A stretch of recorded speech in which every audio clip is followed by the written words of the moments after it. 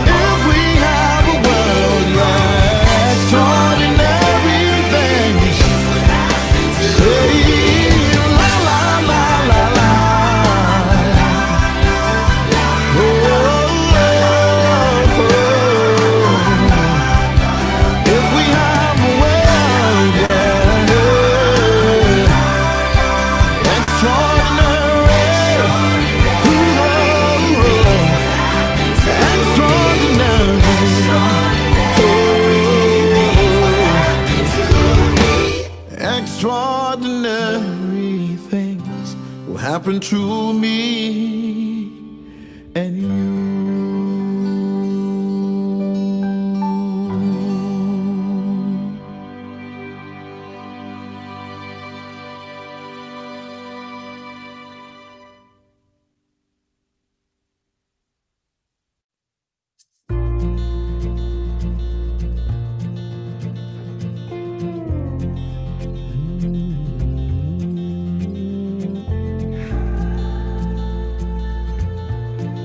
Story, oh story,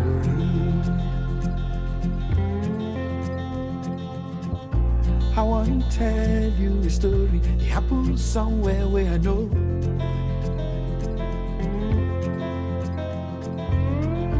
Three friends there for village, they won't find city go.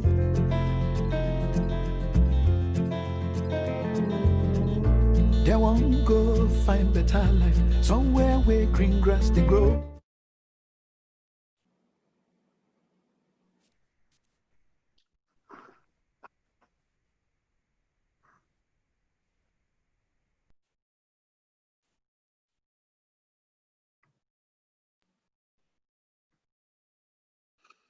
Good afternoon, participants in this webinar being hosted by the Nigeria Entrepreneurship Summit and Honors. You are very welcome. My name is Leke Oshuni, Dr. Leke Oshuni, and I will be your anchor for the day's events. May I ask us all to stay muted unless we are requested to unmute, so that there will be minimal interference in the proceedings. Once again, on behalf of all the organizers, I bid you welcome. We shall now have the national anthem. the national anthem, please.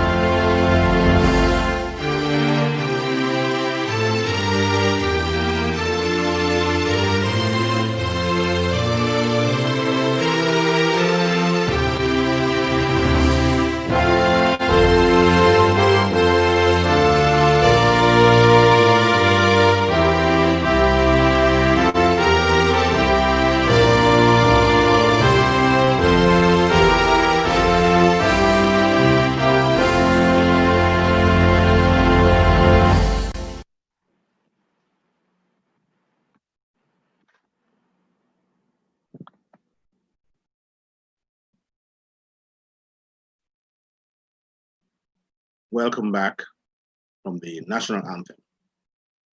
We shall now have the opening prayer, which will be the second stanza of the national anthem.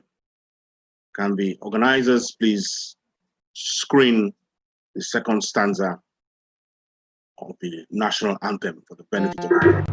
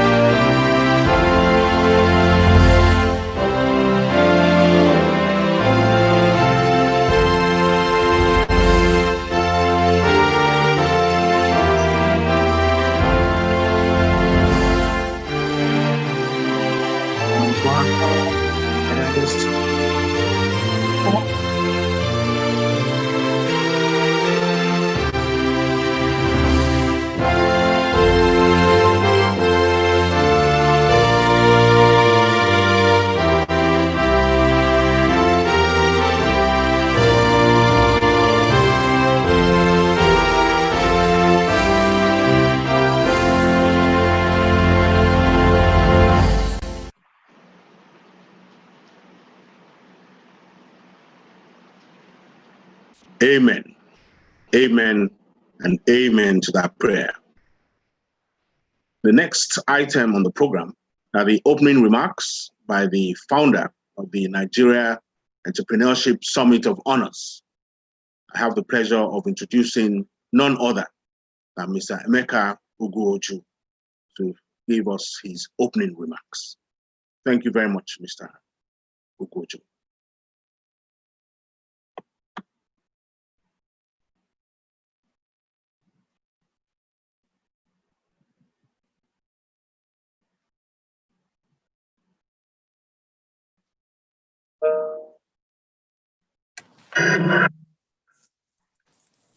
Good afternoon, distinguished ladies and gentlemen.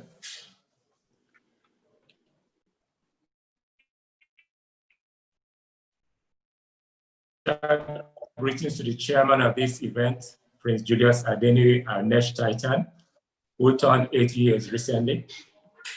The keynote speaker, the Honorable Minister of Health, Dr. Osage Hadire, very ably represented by my dear friend and brother, Senator Adeleke Mamora, the Honorable Minister of State for Health, my own senator representing Nsukka Senatorial Zone, Senator Chuka Otazi, Chairman, Senate Committee on Primary Health Care and Communicable Diseases, Malam Abba Kiari, Malam Mele Kiari, the tireless, hardworking, and intelligent GMB NPC, who said he will join us by 3:30 p.m. Our key partner, the National President of Algon, Honorable Kolade Alabi, the President of Africa Development Bank, President of Afrexim Bank, the MD of NLNG, ably represented here. All protocols duly observed. It is my delight to welcome all of you to our inaugural NESH Health Roundtable, which is focused on improving our public health. Why are we hosting this webinar? We are doing so because we've seen there's a need, especially as a result of the COVID pandemic that came down on the whole world. And we noticed that there are some things that we need to do on the public health system. And we felt it is our duty to use this inaugural roundtable to have some discourse on how to improve the public health system, which we intend not just to be a one-off event, but it to be continuous at least for the next 5 years, especially focusing on all the local governments in the country. I think on this note, because we have a lot to achieve today, I'll be brief. I welcome all of you once again to this event, and thank you for making out time from your busy schedule to join this webinar. Thank you very much. You're welcome.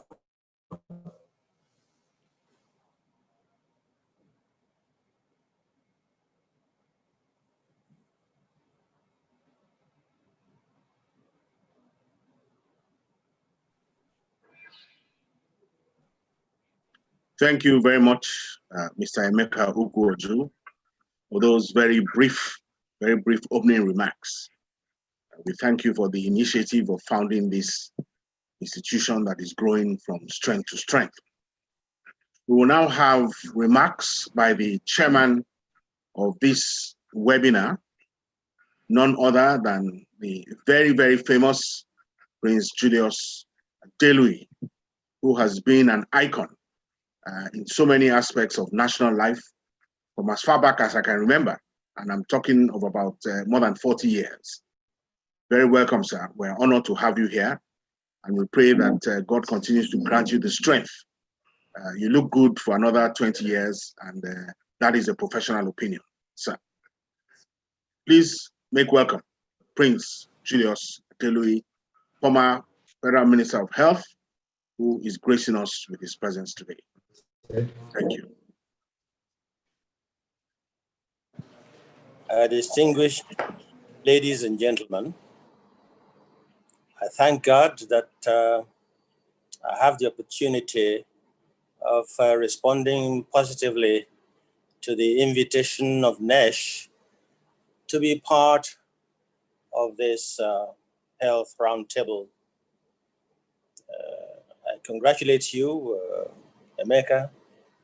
You are an economist, you are a banker, you are an investor, you are an entrepreneur, and you are a civil society activist. No wonder you keep tracking developments in the society. And I think you are right in selecting as a project the need to discuss current health matters. I noticed you would want people to talk about COVID-19 and their experiences so far. But I'm actually very excited that once more, there will be an opportunity by the various experts for us to speak about malaria. I understand that the Honorable Minister of Health will make a formal presentation of the 4th edition of the national guidelines for the diagnosis and treatment of malaria during this day's deliberations. I welcome my friend and brother, the Minister of State, Senator Olorunimbe Mamora, a man of very robust credentials. And I congratulate you, Emeka, for getting all these people to come. Also punctually, already we have more than 100 attendees. So God is answering your prayers. May He continue so to do. I'm particularly interested in this malaria thing. Every year on the 25th day of April is declared to be World Malaria Day. We speak about it, and we make recommendations, but we're rather thin on the ground when it comes to beneficial implementation.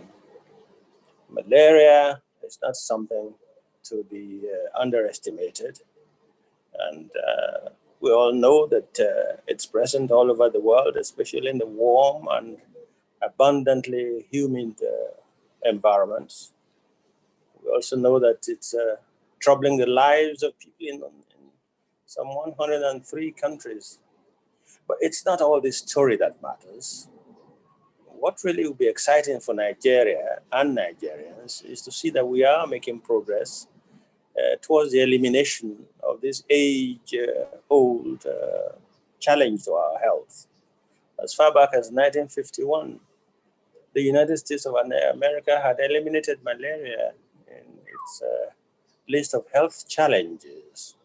But here we are, we're still kind of held down by it.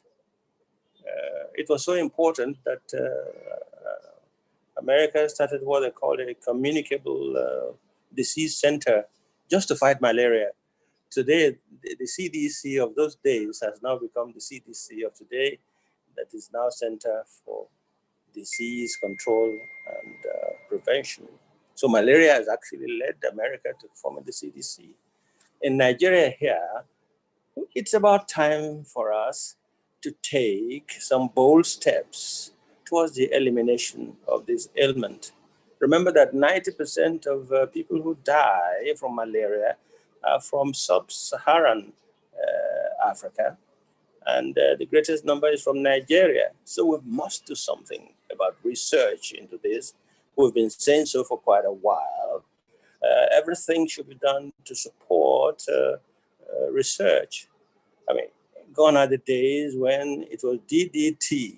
Those of you who are old enough may have heard of DDT, the dichloro, diphenyl, trichloroethane. So it's a good pesticide at that time, but now we've moved on. What we now do is use the parathyroids and things like ITN, IRS, and INS. But when you look at these things, I think what Emeka has achieved today is to bring all the stakeholders together, or at least their representatives, to revisit the issue of malaria. And the earlier we did that, the better. Malaria is not very well understood. It's not even sufficiently respected by way of research and warfare. It is even misunderstood by its name, malaria. The Italians call it malaria because malaria is a bad air. Because the Roman soldiers were working in the trenches and they were dying. They thought it was the putrid and foul smell from the trenches and swamps, not knowing that it is the swamps that actually supported the growth and proliferation of the mosquitoes. So we still call it bad air, but really it's the mosquito. And we must do something about it. Emeka, I want to tell you that by doing this, you've put your hand on the right thing. You don't have to be a medical team professional to see that everything should be done to bring malaria out of our problems. In this country, we have too many problems. If we can remove that problem, maybe the economic development can also be catalyzed because more lives will be available. Having said that, it's important for me, ladies and gentlemen, to congratulate as many Nigerians as are there, individually and corporately, to begin to think of Nigeria. Complaining is not enough. Asking yourself what you can do about the situation is better. That's what Emeka is doing. As many of us as can do, we should follow his example, so we can reach a situation where individuals and corporate bodies would support efforts to be able to achieve a country specific landscaping of this ailment called malaria. And Nigeria, in the fullness of time, will be free of malaria. So help us God. I wish you all very, very fruitful deliberations. Thank you.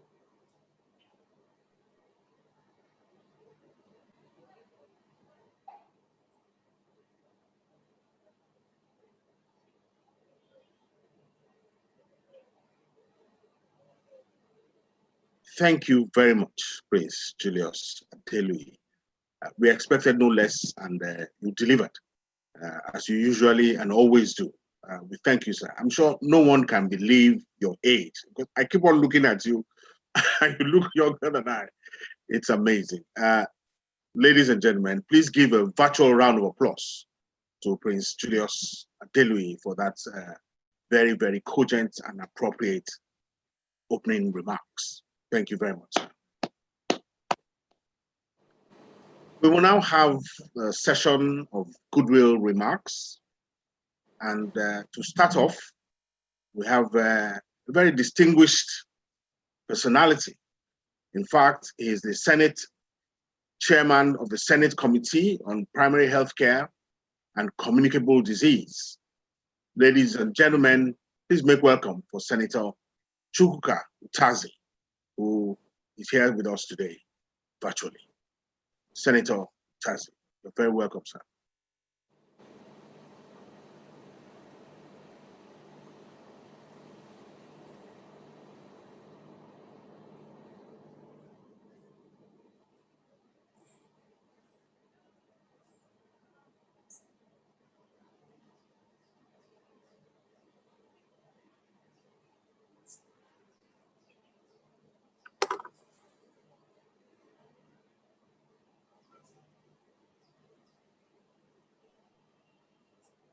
Senator, your audio seems to be faulty. Can you please switch on your audio, please?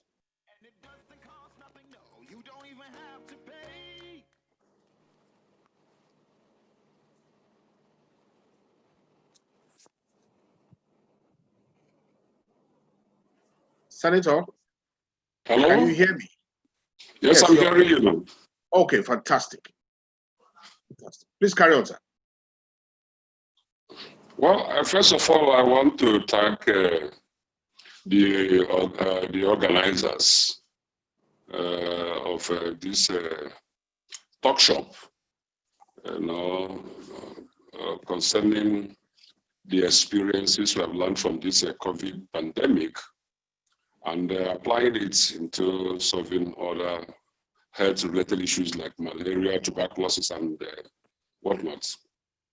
I want to thank Mr. Emeka Ugwuoju and all the organizers for spearheading this. We have to keep talking, especially at this point in time, when the world have been overwhelmed, not just Nigeria, the world have been overwhelmed by the enormity of this pandemic, which nobody expected. It took us just like a thunderstorm, a thunderbolt from nowhere. So I welcome all the participants as the chairman, State Committee on Primary Health Care and Communicable Diseases. I am in sync with all of you that have made efforts to get this done. And I hope at the end of the whole discussions here, we are going to learn one thing or one issue or the other, which we can apply in making sure that Nigeria will not be caught. We will not be caught again napping, or when issues of major importance of this nature is happening. It is very important that this NESH meeting, this webinar, is coming at this point in time, because the 2021 budget is just in the works now, and we are working hard to see what is going to come out. That once that the National Assembly returns to plenary by the 29th of this month, is the budget of 2021. We have discovered that over the years, health does not receive all the needed attention it should. Each time we under budget for health and health-related issues in this country. That is not the way it should be. We expect that with the experiences we have garnered over this period of a pandemic, that the budget of 2021 will be a total departure.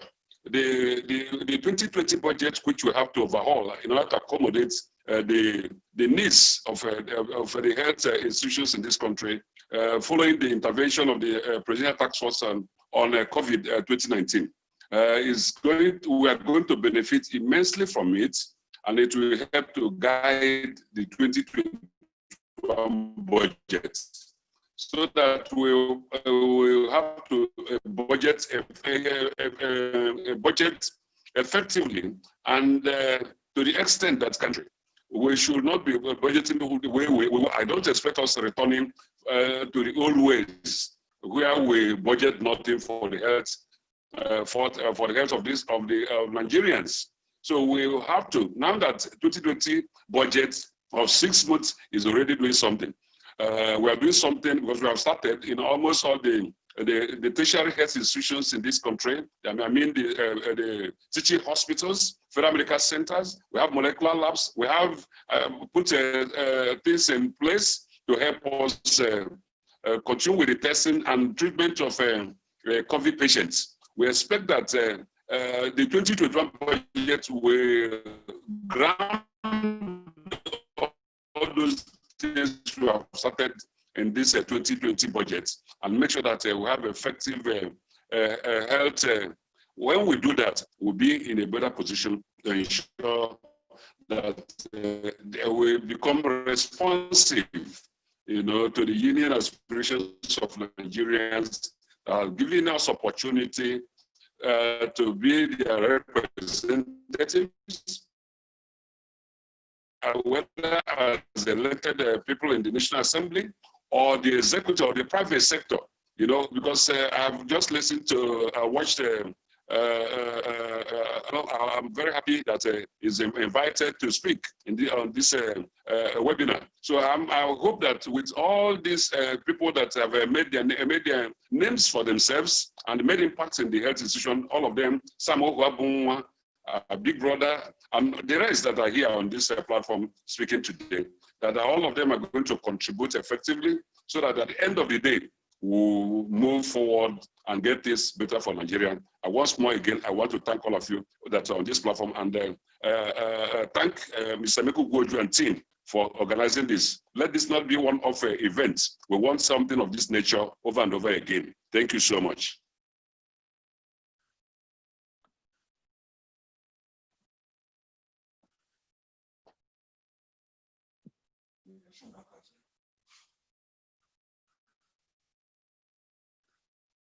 Thank you very much, Senator Chukwuka Utazi, Chairman, Senate Committee on Primary Healthcare and Communicable Disease. Truly, you've earned your position as the chairman of that committee. We thank you for the insights, and we hope that this is the beginning of real change in the health sector in the Federal Republic of Nigeria. Thank you very much, sir. Thank you so much for having me on. The next goodwill message we are going to receive is from quite far away, far but near. Ladies and gentlemen, Dr. Akinwumi Adesina, the president of the African Development Bank, will be ably represented here by Dr. Babatunde Omilola, the manager of Public Health, Security and Nutrition Division of the African Development Bank Group. Please make welcome Dr. Babatunde Omilola, who will be representing Dr. Akinwumi Adesina, the president of the African Development Bank. Thank you very much. All protocols duly observed. The chairman of the occasion, the Honorable Minister of Health of Federal Republic of Nigeria, all distinguished panelists, ladies and gentlemen, I bring you greetings from the President of the African Development Bank, Dr. Akinwumi Adesina. He would have loved to be part of this occasion, but unfortunately, he could not make it. I will be reading his goodwill message. Let me start by saying that the focus on the Nigeria health system is very timely, with much learning from the COVID-19 pandemic. The recent experience from the COVID-19 pandemic only re-emphasized the great importance of public health systems management in national development and security.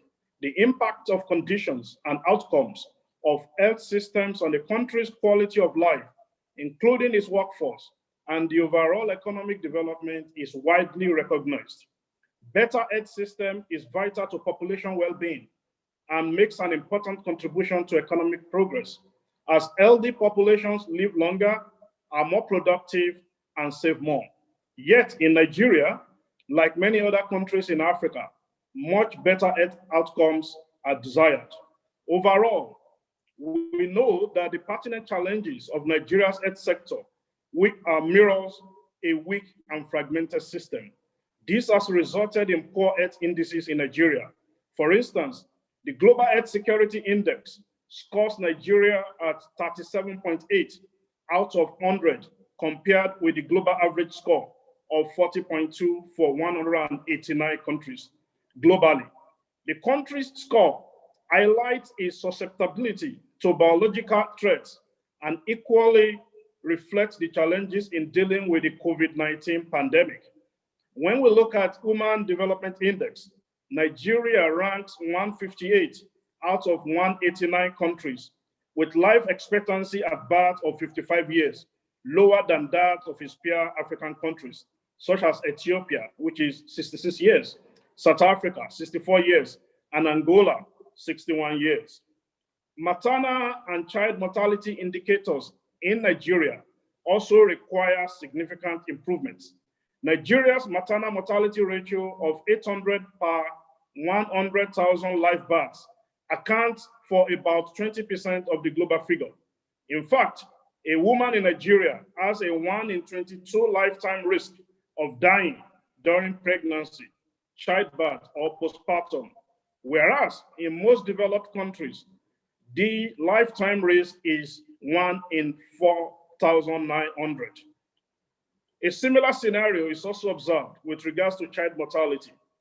The under 5 mortality rate in Nigeria is 132 per 1,000 live births as at 2018. Most of these deaths are related to malaria and malnutrition, as the chairman of the occasion said at the beginning. The prevalence of infectious diseases remains high in Nigeria. Globally, Nigeria ranks poorly on the incidence of tuberculosis, 128 out of 138 countries, and the prevalence of HIV, 123 out of 138 countries. Nigeria has over the last decade suffered disease outbreaks such as Ebola, Lassa fever, cholera, monkeypox, etc. All of these have claimed over 3,000 lives in Nigeria. In 2018, cases of malaria in Nigeria accounted for 25% of all global malaria cases and 19% of all malaria deaths, making Nigeria the highest bodied country of malaria in the whole world. The question to then ask is, why is the country underperforming on health indices? Several factors have been identified, and these, of course, include poor health infrastructure, inadequate relevant health workforce in terms of numbers and distribution, poor data management system, including referrals and coordination of services. And all of these need to be attended to if Nigeria would really move from different levels of dysfunctionality that we are currently witnessing. Let me also give a few more statistics before I conclude. When we look at health infrastructure in Nigeria, about 80% of health facilities in Nigeria are reportedly at different levels of dysfunctionality. The ratio of hospital beds is estimated at 0.9 per 1,000 people and 0.07 intensive care beds per 100,000 people. Laboratories are highly inadequate, as clearly demonstrated by the current COVID-19 pandemic challenge that we're witnessing around the world and also in Nigeria. In terms of the way forward, we believe that more attention should be placed on the development of health infrastructure in terms of laboratories, in terms of electricity supply, but also in terms of intensive care units. Also, the health workforce needs to be strengthened. With the growing prominence of technology in driving efficiency, ICT must be leveraged in Nigeria to improve the quality of healthcare delivery and to strengthen surveillance and interaction between patients and healthcare providers. There should be greater collaboration with the private sector through public-private partnerships. Private sector-led investment in support of the health system must also be encouraged, particularly in the development of pharmaceutical sector and health-allied industries and value chains. There is also a need to leverage on the opportunity offered by the 2014 Health Act of Nigeria by giving adequate attention to primary health care. Above all, there should be greater demonstration of political will on the part of government at all levels, and coordination must be enhanced among key stakeholders, including those of government at subnational level, state governments, local governments, as well as development partners to ensure greater synergy. In conclusion, ladies and gentlemen, it is my hope that this meeting will come up with concrete suggestions and recommendations that would assist Nigeria in addressing many of its health challenges so that we can have a very healthy and economically vibrant nation. I wish you sound and fruitful deliberations. Thank you so much. Thank you very much, Dr. Babatunde Omilola, the Manager, Public Health, Security and Nutrition Division of the African Development Bank Group. That was a really very frightening lecture you just gave us. I had always thought that maternal mortality in Nigeria represented 10% of the global total. Hearing from you that it has exceeded that and is in the region of 20% is a very, very horrendous statistic. Clearly, we're underperforming in the area of health. And I don't know how the African Development Bank can help. We've not seen much of the bank in the health sector in Nigeria, and I say that authoritatively. We would be grateful for your assistance in that regard. Ladies and gentlemen, once again, that was representing the president of the African Development Bank, was Dr. Babatunde Omilola, the Manager, Public Health, Security and Nutrition of the African Development Bank Group. Thank you very much once again, sir. Next, we're going to have yet another banker from another international agency or bank. Professor Oke-Orama, as you well know, is the president of Afrexim Bank. Today, he'll be represented by Dr. Hippolyte Fofak, who's the chief economist of Afrexim Bank. Ladies and gentlemen, I present to you Dr. Hippolyte Fofak, who is representing Professor Oke-Orama, president of Afrexim Bank. You're very welcome, sir. Welcome. Thank you very much. Thank you very much, the chair of the sessions, and thank you very much for the organizer and all protocol observed. And it is indeed with profound joy that on behalf of Professor Benedict Orama, the president of the African Export-Import Bank, and NESH Health Champions, that I wish to congratulate the leadership of NESH for organizing such an important and timely event. A roundtable on public health management in Nigeria in the middle of the first pandemic in almost a century. We also like to congratulate NESH leadership for its foresight. The focus of the last few months has been discreetly and fully on COVID-19 and nothing else. It's important to be reminded that malaria has been and remains the leading cause of death and under 5 mortality in Africa. According to the last World Malaria Report, there were 405,000 malaria deaths globally. Africa accounted for 94% of these deaths, which is about 380,000 deaths. Compare this figure to the 33,000 900 COVID-19 deaths so far across the continent in the last 9 months. And you can see the magnitude of what we're talking about. And children aged under 5 years are the most affected, 67% of those, representing more than 270,000 deaths. These are our children.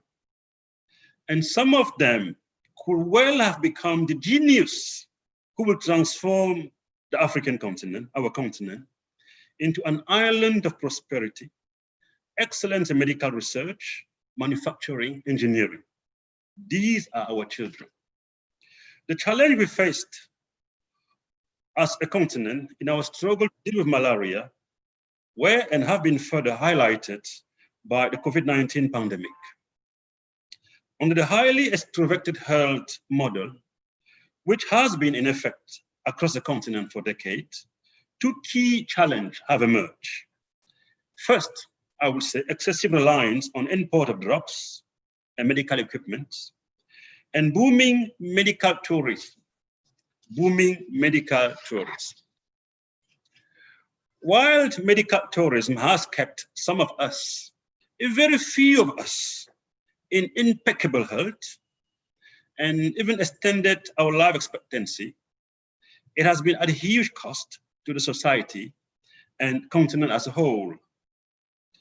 A few Africans spend $6 billion on medical treatment abroad in 2016. $6 billion. How many world-class hospitals can we actually afford in the continent on that? In Nigeria alone, in that $6 billion, spend $1 billion for medical treatment abroad. The healthcare is a growth industry in Africa. It will not only save and optimally deploy our at-hand foreign currency, it will also, in our view, democratize access and increase the productivity of labor while creating the industries and well-paying jobs that the African youth so badly need. But the benefits of increased democratization of access in the health and medical space are also intergenerational. Research has shown that improving early childhood health paved the way for greater human capital accumulations and faster economic growth. In this regard, by improving and strengthening public health management in Nigeria, the Nigeria Entrepreneurship Summit Honors is laying the foundations to sustain long-run growth and prosperity in Nigeria and across our African continent. Winston Churchill once said, "Never let a good crisis go waste." I repeat, never let a good crisis go waste. And that is precisely the way Afreximbank has approached COVID-19 pandemic under the leadership of His Excellency Professor Benedict Orama, who is also, as you mentioned, the chairman of the board of trustees of the AU Continental COVID-19 Response Fund.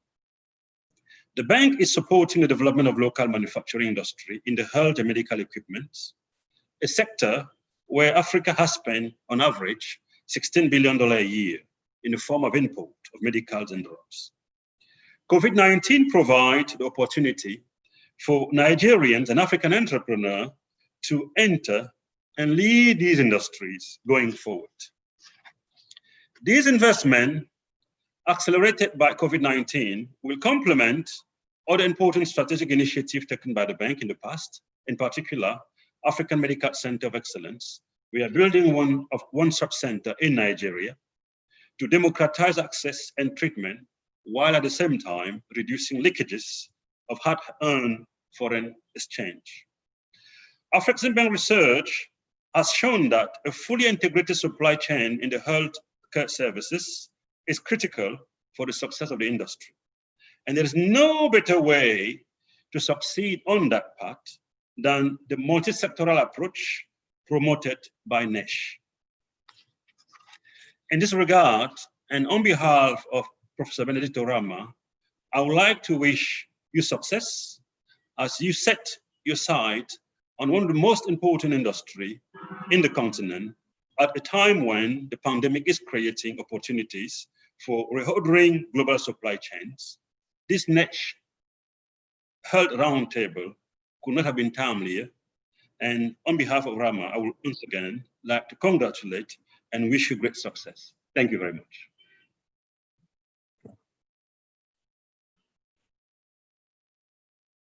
Thank you very much, Dr.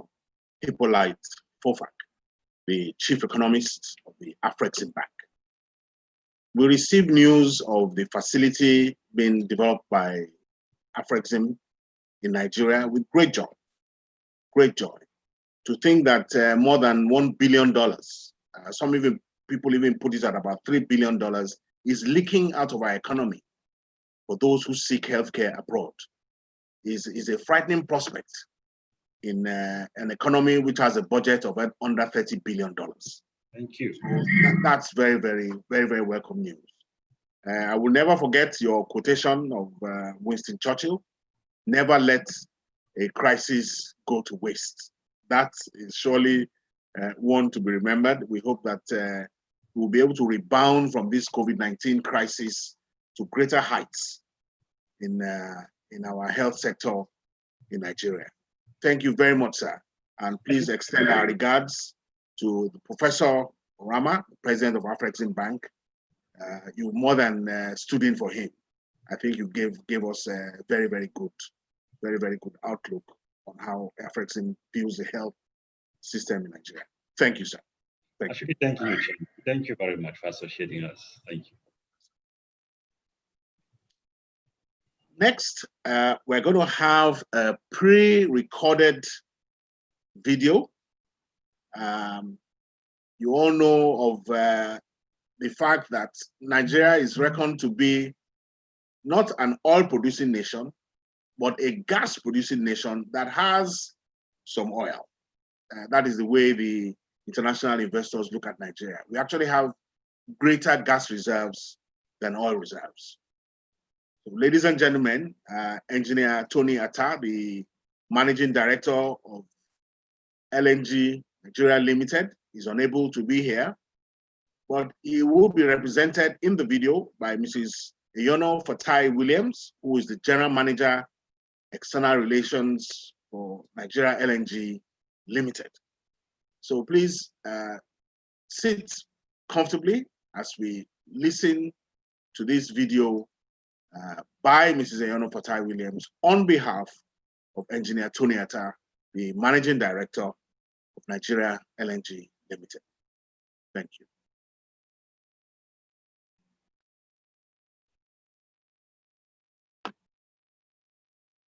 Your Excellencies, distinguished ladies and gentlemen, please permit me to stand on already established protocols by the organizers of this great event.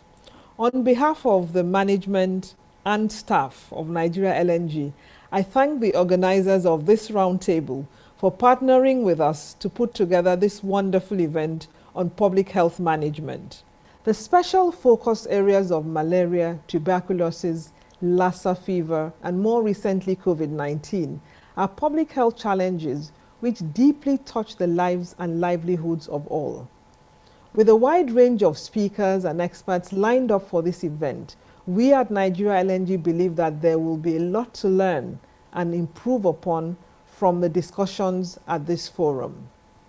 As you may be aware, Nigeria LNG Limited engages in a lot of CSR initiatives with special focus on health, education, human capacity development, and infrastructure in our host communities and the nation at large, in keeping with our vision of being a global LNG company helping to build a better Nigeria. Guided by the theme of this roundtable on public health management, I would like to share some of our interventions in the area of health. NLNG's focus on public health goes back decades when we, as part of the joint industry group on Bonny Island, spearheaded the Banise HIV/AIDS initiative in response to the prevalent public health challenge at the time. Presently, we are sponsoring a malaria rollback program working towards making Bonny Island Nigeria's first malaria-free city. This initiative has attracted some very credible partnerships, which we will be announcing soon. In addition to this, we are involved in other health initiatives on the island, as we firmly believe that one of the foundations of a prosperous society is good health. Last year, in partnership with the state government and the community, we launched the Bonny Community Health Insurance Program. This scheme is guaranteed to improve the quality of life and promote the well-being of all residents of the island through the provision of universal access to quality health care in a manner that is equitable and accessible to all. By introducing this community-based health insurance coverage, the management of public health issues in our host community will be greatly enhanced, as our approach is to ensure that no one is left behind. More recently, as part of the oil and gas industry collaborative initiative, spearheaded by NNPC, to fight the COVID-19 pandemic, Nigeria LNG donated medical equipment and medical consumables to Adamawa, Akwa Ibom, Bayelsa, Edo, Lagos, and Rivers states, as well as the provision of specific health facilities in Bonny Island and the Rivers State University Teaching Hospital in Port Harcourt, with all the interventions amounting to over $4 million. It was rewarding to be informed that one of the equipment we donated to the Federal Medical Center in Yola was used for the successful separation of the co-joined twins, Grace and Blessing, from Bayelsa State, a feat that was recently captured in the media. The surgery was done at the Federal Medical Center in Yola.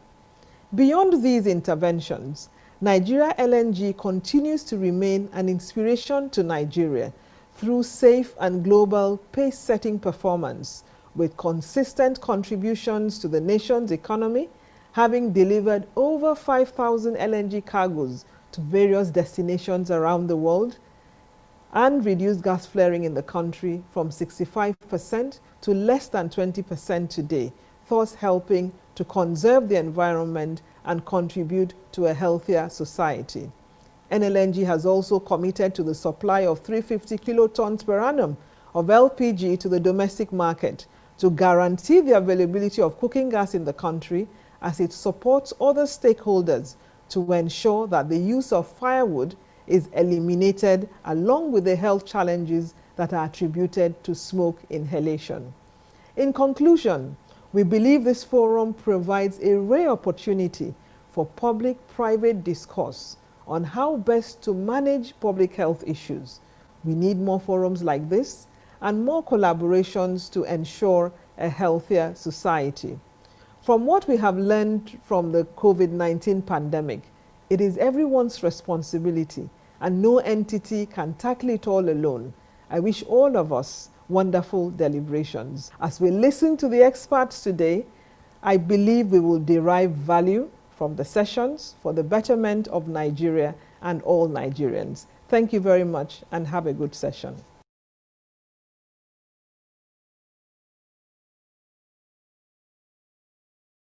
Ladies and gentlemen, that was Mrs. Yono Fatai Williams. Please give her a virtual round of applause for that very lucid communication to us in the health sector. We thank you very much, madam. And please extend our gratitude to Engineer Tony Attar, the Managing Director of Nigeria LNG Limited. We will be coming to you cap in hand for you to support so many health initiatives in this country. We need you. We thank you. Thank you very much, madam. Next, we're going to have a very, very key figure in the government and governance of this country. We all know that the closest tier of government to us are the local governments.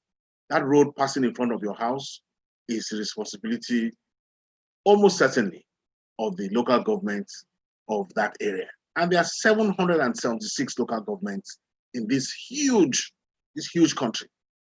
Now imagine that the national president of the Association of Local Governments of Nigeria, ALGON, is here with us today. What a great honor, sir.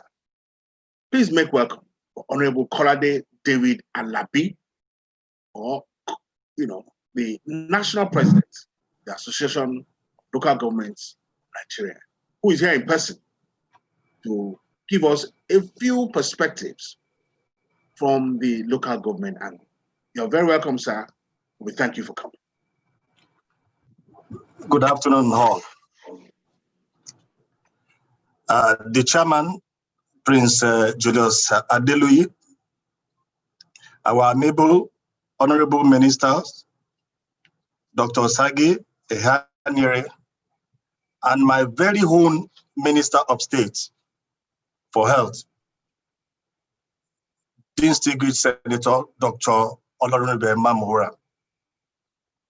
Because of the exigency of time, I crave your indulgence to stand on the 16 protocols in view of the limited time. I convey the gratitude of all the 77 local governments and the area councils for the invitation extended to our association, being the closest to the grassroots and as participants at the NESH Health Roundtable webinar. The participation of our Association of Local Government of Nigeria, HALGON, in this all-important program that has taken millions of lives over centuries, and for us to share knowledge at this August webinar, no bounds. Distinguished participants, the primary healthcare in Nigeria has evolved through a series of historical developments. Unfortunately, even as it is, the backbone of Nigeria's health system still remains as one with unsatisfactory states and inadequacy. In meeting the needs and demands of the general public, especially in the Nigerian rural communities, we appreciate the fact that the concept of primary health centers, PHC, was formulated by 134 countries that met at the Alma Ata conference in Russia on September 12, 1978, organized by the WHO, has today become a model in which numerous countries have leveraged on in the areas of policy, programs, and developmental sectors. On the guidelines for the treatment of malaria, HALGON wishes to add that the stipulated guideline consists of the standard recommendations on the diagnosis and treatment of both uncomplicated and severe conditions of malaria, including, amongst other, that are at risk in the populations, being young children, pregnant women, tuberculosis, or HIV, AIDS patients, and likes. HALGON believes that the rural communities are much more vulnerable, hence greater attention is required as there is need for aggressive control and proactive approach towards accidental developments like epidemic situation, as we just experienced with COVID-19 and its containment. HALGON is of the opinion that some careful recommendations on the use of drugs to preventing malaria in high-risk groups should be inculcated in the entire proposed plan. National policymakers and healthcare providers should endeavor to design, monitor, and implement the effective national treatment policies and protocols that are truly dear to the health of all local governments in Nigeria. HALGON is enthused with the recommendations on preventive therapies that will bring about intermittent screening, timely treatment of malaria-infested pregnant women, as well as the safety of acts. It is heartwarming that the World Health Organization policy and the implementation of preventive malaria in pregnancy tolerant drugs that are not harmful to either the mother or the fetus are very much available. I am mindful of the large number of the very eminent health authorities and participants at this webinar, and I cannot afford to be fished with time. It is on this note the organizer and the distinguished medical gurus here with. Thank you.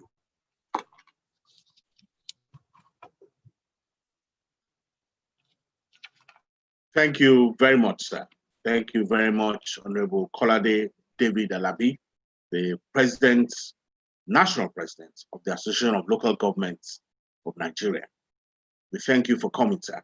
And there's no health program which does not start from the grassroots. And we hope that we can count on you and all the local government chairmen all over Nigeria. When these programs are brought to your desk, please approve them, collaborate in implementing them, and let us carry Nigeria to a place where life expectancy at least exceeds that of our next door neighbors at over 60 years of age. Thank you very much, sir. We thank you for coming, for sparing the time to be here with us today. Please convey our gratitude to all the other 774 local government chairmen in the Federal Republic. Thank you, sir. Thank you.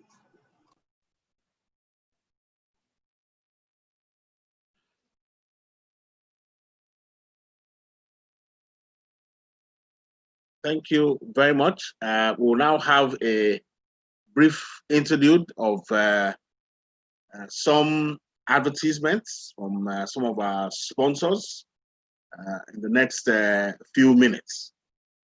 Thank you.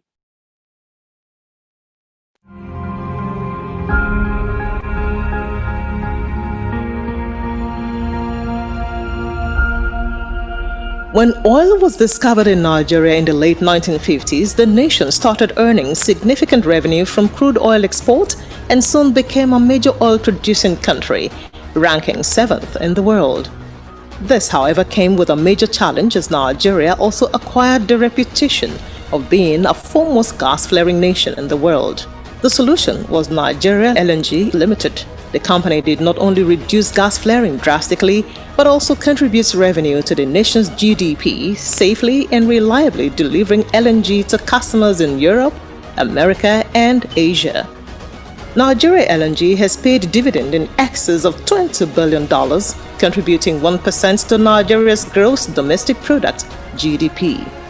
The company began the supply of domestic LPG cooking gas to mitigate the scarcity of the commodity and the attendant high cost in the local market in 2007.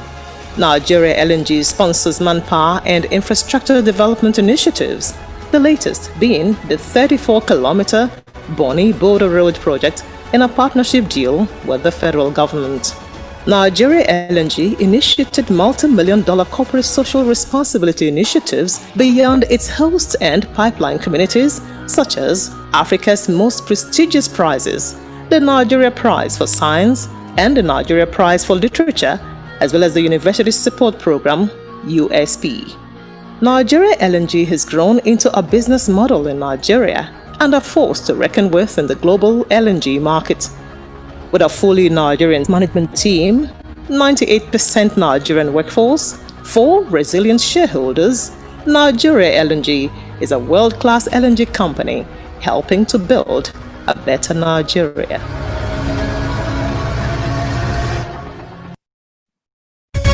Children are gifts and a source of joy. When they are happy, we're happy too. But when they are down with sickness such as malaria, we become sad and worried. Not to worry, Camosunate Anti-Malarial for Children has always been there for years. Camosunate also comes in tablets for adults. Bounce back from malaria with Camosunate. Confirm if Camosunate is original by texting to read the leaflet inside. If symptoms persist after 3 days, please consult your doctor. Camosunate, effective anti-malaria for all ages. Marketed by Zenith Pharmaceuticals Limited. Fever? If you ever have a fever, guess what? Start with a test. Now, reimagine malaria testing. Yeah? First test came out negative. It did? Yeah. Fayodon malaria test kit.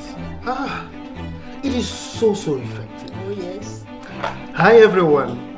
Fayodo urine malaria test kit is a must-have for every household. It is easy, it is fast, it is very reliable. In just a matter of 25 minutes, you have your result. You see, we don't have to worry about needle pains Not at anymore. all. No more cries from the children. So, malaria test made easy. yo, that's my boy! Thank you for your dog! Yes, indeed, we are grateful. Thank you for your. We are inspired to create innovative biotechnologies that transform global healthcare delivery and enrich people's lives.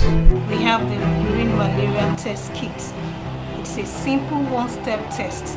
It requires no blood, no reagents, and no equipment. You could walk into our pharmacy to get this. My name is Dr. Achibola Sanda. I'm a specialist physician. As we all know, malaria is an endemic condition in our environment and accounts for almost 70% of under 5 mortality we see. Urine malaria test is a non-invasive method of diagnosing malaria in patients who have a fever.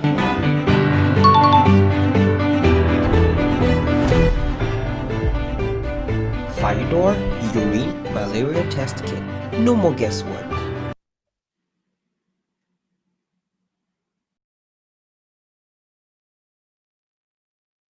We thank our sponsors who you saw in those little snippets in the interlude. We thank them very much for being part of this great occasion. We now come to one of the high points of this webinar. It's a dual high point because it's going to be a keynote address and it's also going to be the presentation of the fourth edition of the National Guidelines for Diagnosis and Treatment of Malaria. It promises to be a very, very informative session. And to do this dual purpose duty is none other than the Honorable Minister of Health of the Federal Republic of Nigeria, Dr. Sage Ehanire, who is very, very, very, very ably represented by his Minister of State, Federal Ministry of Health, Federal Republic of Nigeria, Senator Adeleke Mamora. He's my senior colleague, and it is usual, it is normal for us to give the citation of the keynote address speaker.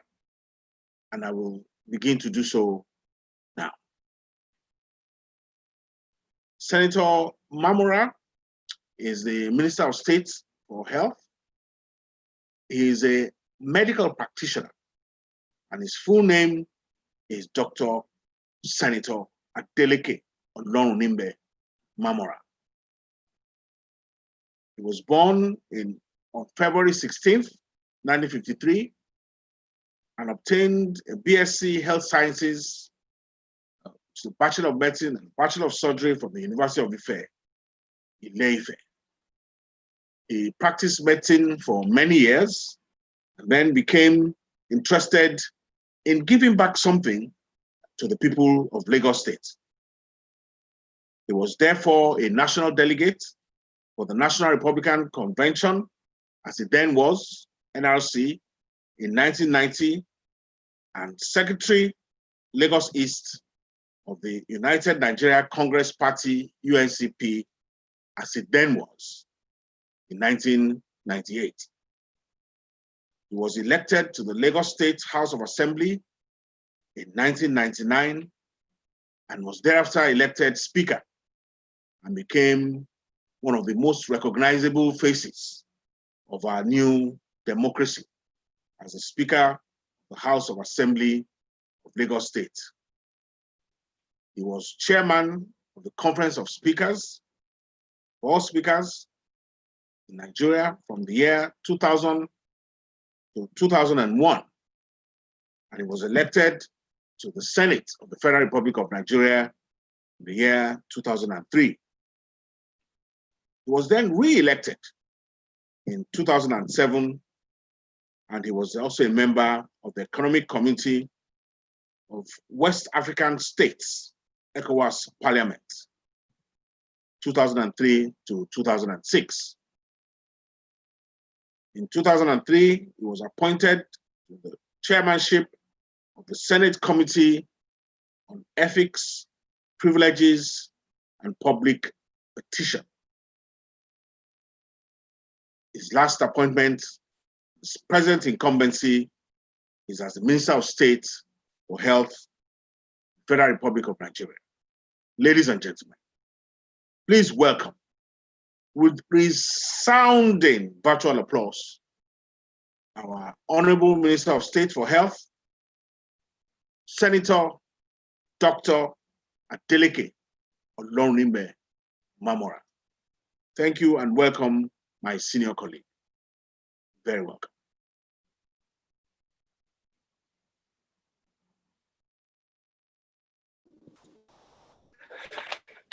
Well, my colleague, I think qualifying it with senior or junior is not really very important. Thank you very much, Dr. Ton MC. Let me crave the indulgence of the audience out there to identify with the protocol already established and established so robustly. So just permit me to say, Mr. Chairman, Your Excellencies, distinguished ladies and gentlemen, I am delighted to deliver this keynote address to the distinguished audience at this important health roundtable meeting organized by NESH.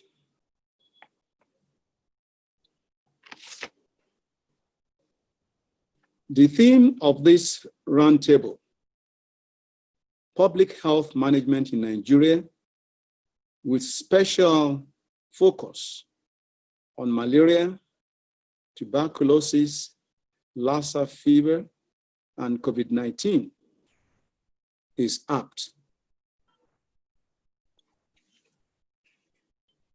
Public health has been defined as the art and science of preventing disease, promoting health, and extending life through organized efforts of the society.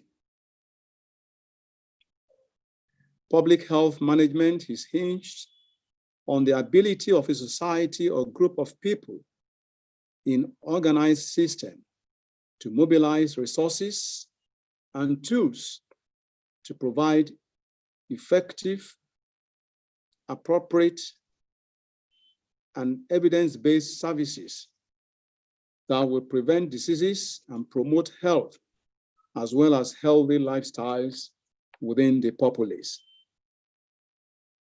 Public health promotes the philosophy of social justice and places equity, collective responsibility, and benefits at its goals, irrespective of the global economic changes which have led to enormous disparity in the volume and distribution of overall wealth in the world. The world is going through a major transition in health.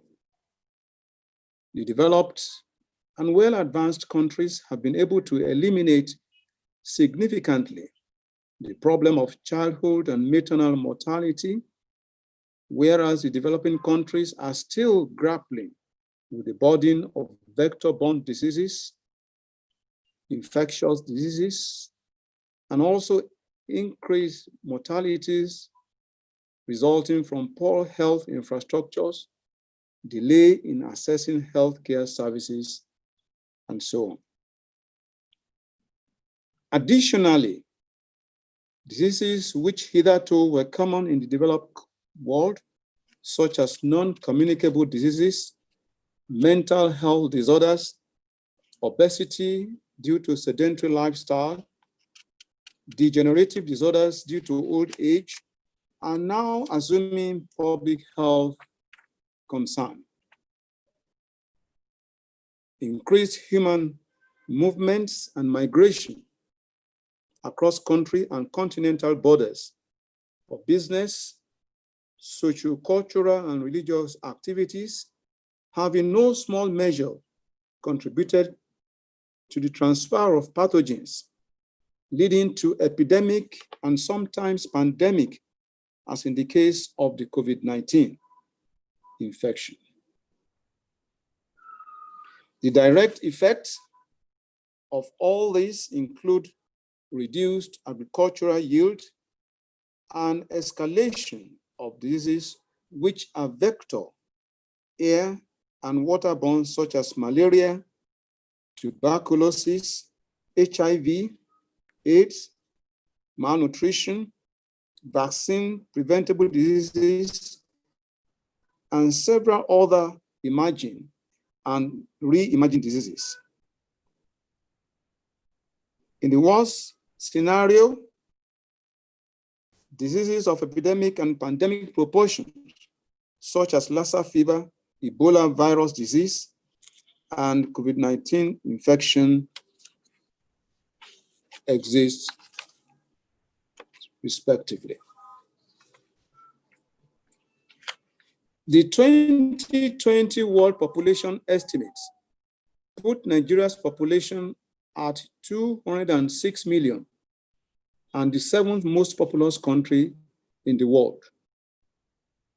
Nigeria's under 15 mortality rate is 132 per 1,000 live births, and average life expectancy of a Nigerian is about 55 years, placing the country at 198th of the 202 countries assessed in the 2019 World Bank Life Expectancy Ranking.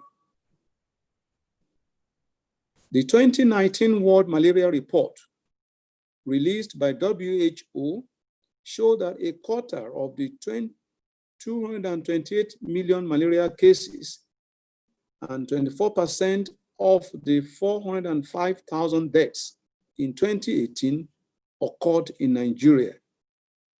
Similarly, it is estimated that over 400,000 people are infected with tuberculosis every year in Nigeria, with over 150,000 deaths. Mortalities from sanitation-related infectious diseases, acute respiratory infections, vaccine-preventable diseases, and epidemics such as Lassa fever outbreaks have become a perennial challenge in the country. Unfortunately, with these damning statistics being very glaring in our situation, the present administration has restructured the public health system to develop policies and strategies for the prevention and control of major diseases of public health importance, such as malaria and tuberculosis, and provide strategic direction for the prevention, control, and elimination of epidemic-prone diseases, such as Lassa fever, by aligning with the objectives of the National Strategic Health Development Plan. Recognizing that more than 60% of the morbidities and mortalities caused by these diseases occur at the communities and hard to reach settlements, the ministry has empowered the National Primary Health Care Development Agency by strengthening direct community involvement in scaling up access to Medicare services through basic health care provision fund, and also ensuring sustainability. Control programs are also structured to function on the platforms provided by line agencies such as the National Primary Health Care Development Agency and the NCDC at the state and local government levels for effective service delivery. The ministry has also inaugurated an interministerial task force among the relevant ministries, which include water resources, agriculture and rural development, education, information and culture, women affairs, and environment, to harness resources and synergize efforts against the major determinants of diseases. For example, protecting the environment and workplace, providing adequate housing, food, water and sanitation, and improving literacy. The National Strategic Plan for Tuberculosis Control aims at achieving universal access to prevention, diagnosis, and treatment in line with the World Health Organization goal. Several strategies have been adopted to improve the detection of the disease with provision of diagnostic equipment and preventive treatments across the country.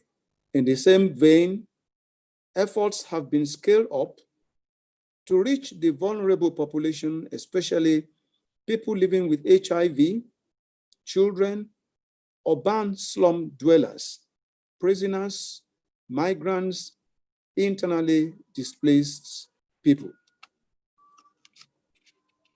There has been increased surveillance for the early detection of epidemic-prone diseases such as Lassa fever, with the establishment of the Nigeria Center for Disease Control, working in collaboration with the Department of the Public Health and at the federal and state levels.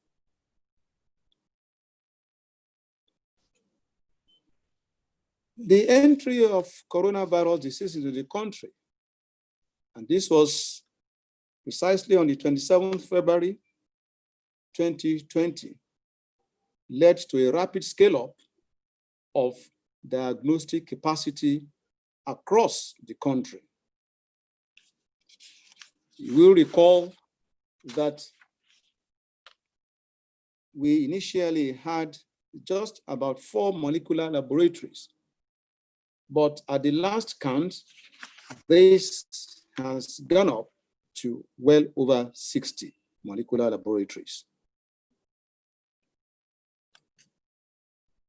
And of course, it is also important to, at this juncture, mention the fact that the use of TB testing facility, that is Gene Expert for COVID-19 testing, has the benefit of increasing tuberculosis case finding, as sputum samples were collected in some instances from COVID-19 patients to test for tuberculosis. Other mitigating measures put in place include increased awareness creation to reducing stigma and poor health-seeking behavior for cough and fever-associated illnesses. It is also important to say that training of healthcare workers on infection prevention and control for proper handling of laboratory specimens and service delivery. The provision of appropriate personal protective equipment for healthcare workers has also been scaled up at this period of COVID-19 pandemic. In addition, the disease programs, including malaria, tuberculosis, and HIV, have developed business continuity plans amidst COVID-19, which are being implemented. The aforementioned response actions have led to a decrease in the number of COVID-19 cases reported daily. As a result of this, the lockdown is being gradually relaxed. However, it will take some time for the situation to normalize as the federal and state authorities continue to prioritize COVID-19 response activities. There is no doubt that COVID-19 has slowed down our capabilities in the fight against other infectious diseases. Nonetheless, it is imperative that all possible measures are taken to protect people from COVID-19 and treat those who have become sick. But saving people from one infectious disease only to have them die of another is the last thing that anyone will wish for. Hence, the need to pay attention to these other infectious diseases. The Malaria Elimination Program, in its updated national guidelines for diagnosis and treatment of malaria, and the newly developed 2021 to 2025 National Malaria Strategic Plan, now focuses on interventions which have direct bearing on the community. For example, the use of non-invasive urine-based test kits to detect malaria, scaling up seasonal malaria chemo prevention to reach about 80% of the children at risk of malaria, and deploying highly efficacious anti-malaria medicines for the treatment of confirmed cases at no cost to the patients. However, documented evidences on health-seeking behavior for malaria have shown that only about 40% of the population seek malaria-related care in the public sector. Therefore, in order to achieve a coverage of 80% in all intervention areas, the contribution of the private sector is pivotal. Hence, the government will provide a conducive environment and also support all interventions that will assist in achieving the National Malaria Strategic Plan objectives.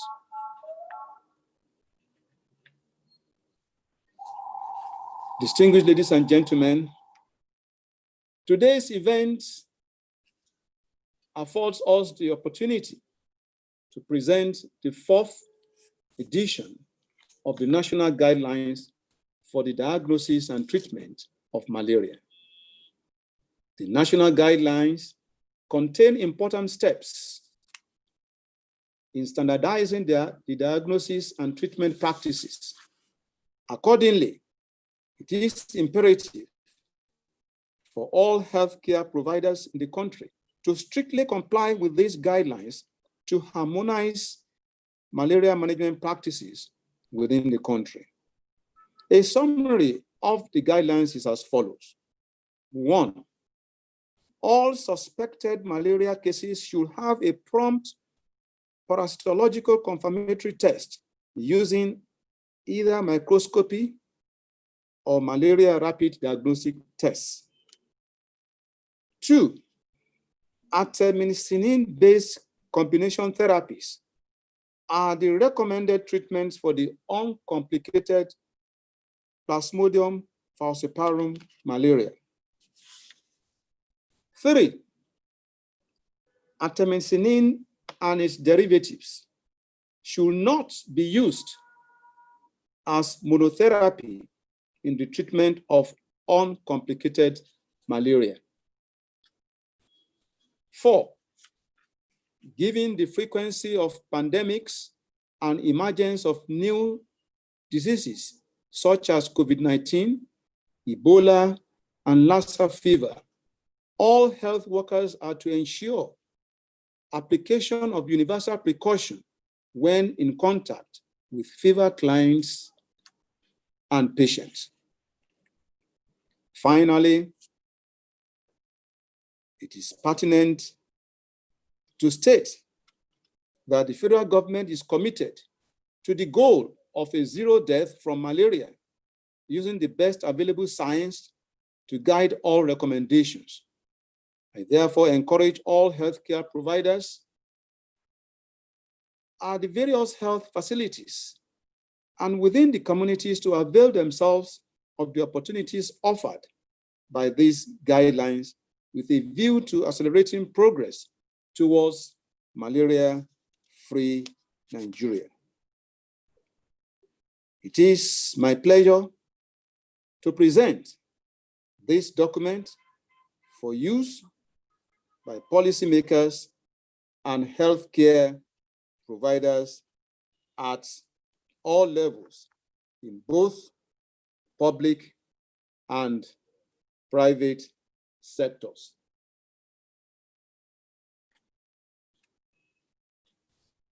At this juncture, ladies and gentlemen, permit me to express the country's sincere appreciation to all our donor partners, such as the government of the United States of America, the Chinese government, United Kingdom, the European Union, the Global Fund to fight AIDS, TB, and malaria, and other international bodies, too numerous to mention, for their support in the COVID-19 response activities. We equally thank the Coalition Against COVID-19, the Dangote Foundation, the Bill and Melinda Gates Foundation, and all other groups and individuals who have supported us in the fight against COVID-19 pandemic. The federal government of Nigeria is also grateful for the support of corporate organizations, so many philanthropists, for their generous donation to ease the hardship faced by Nigerians during this pandemic.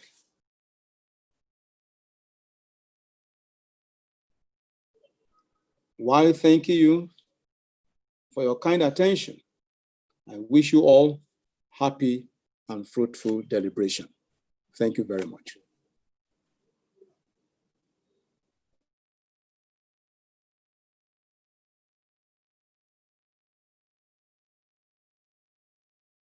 Amen, amen, and amen to zero deaths from malaria. Thank you very, very much, sir. That was a very awe-inspiring delivery from you, but we expected no less. Honorable Minister, sir, we are very grateful, and we hope that you'll be able to transmit our gratitude also to the Honorable Minister, Dr. Ehanire, for the great collaborative work you are both doing in the Federal Ministry of Health. There's something else we want you to assist us with, which is loading now.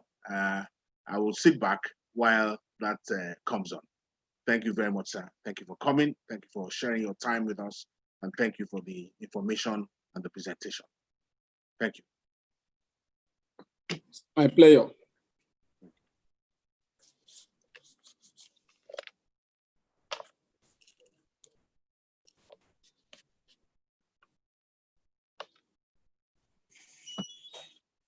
Well done, Honorable Minister.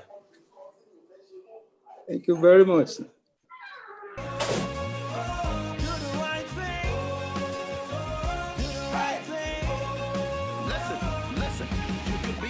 Seller or a movie star, doesn't really matter who you are. Do the right thing. Do the right thing.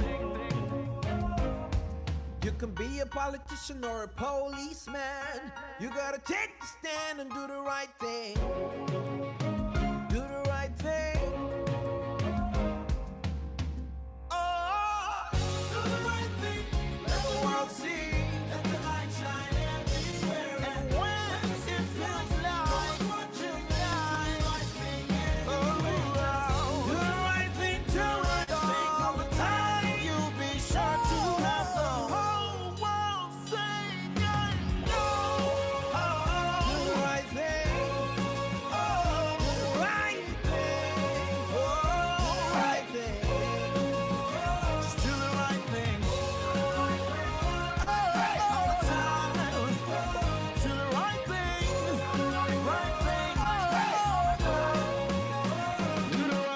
thing.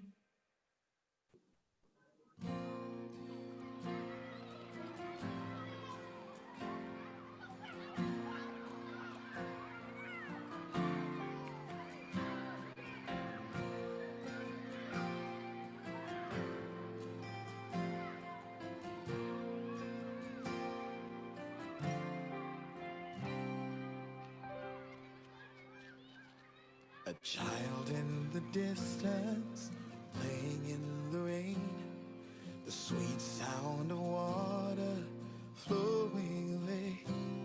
A construction worker coming home from work, two parents and their children going to church. A happy little baby drools on your shirt. What an extraordinary day.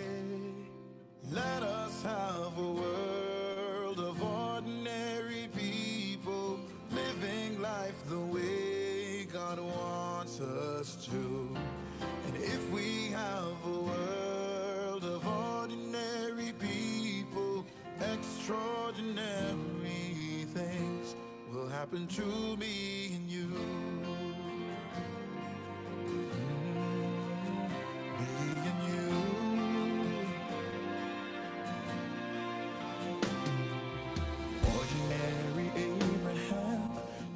Just a man, but he'd kill his son for the price of a lamb. And let us consider ordinary Job, who lost it all, but in God had his hope. Now ordinary David, a little shepherd boy, brought down Goliath with a stone and a toy. Little Jesus, ordinary child, the carpenter's first son, humble and mild.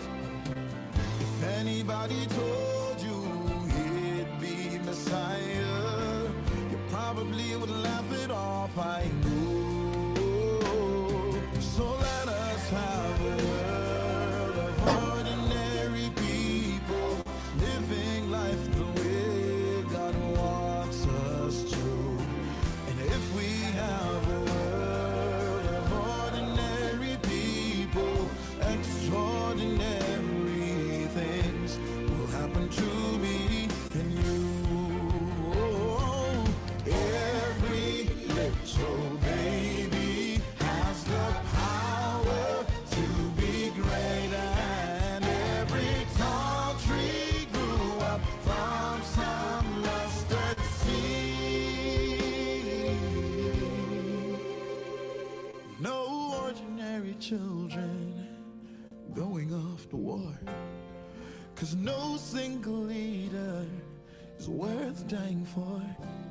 No ordinary mother will cry herself to sleep, 'cause no ordinary father will come home after 3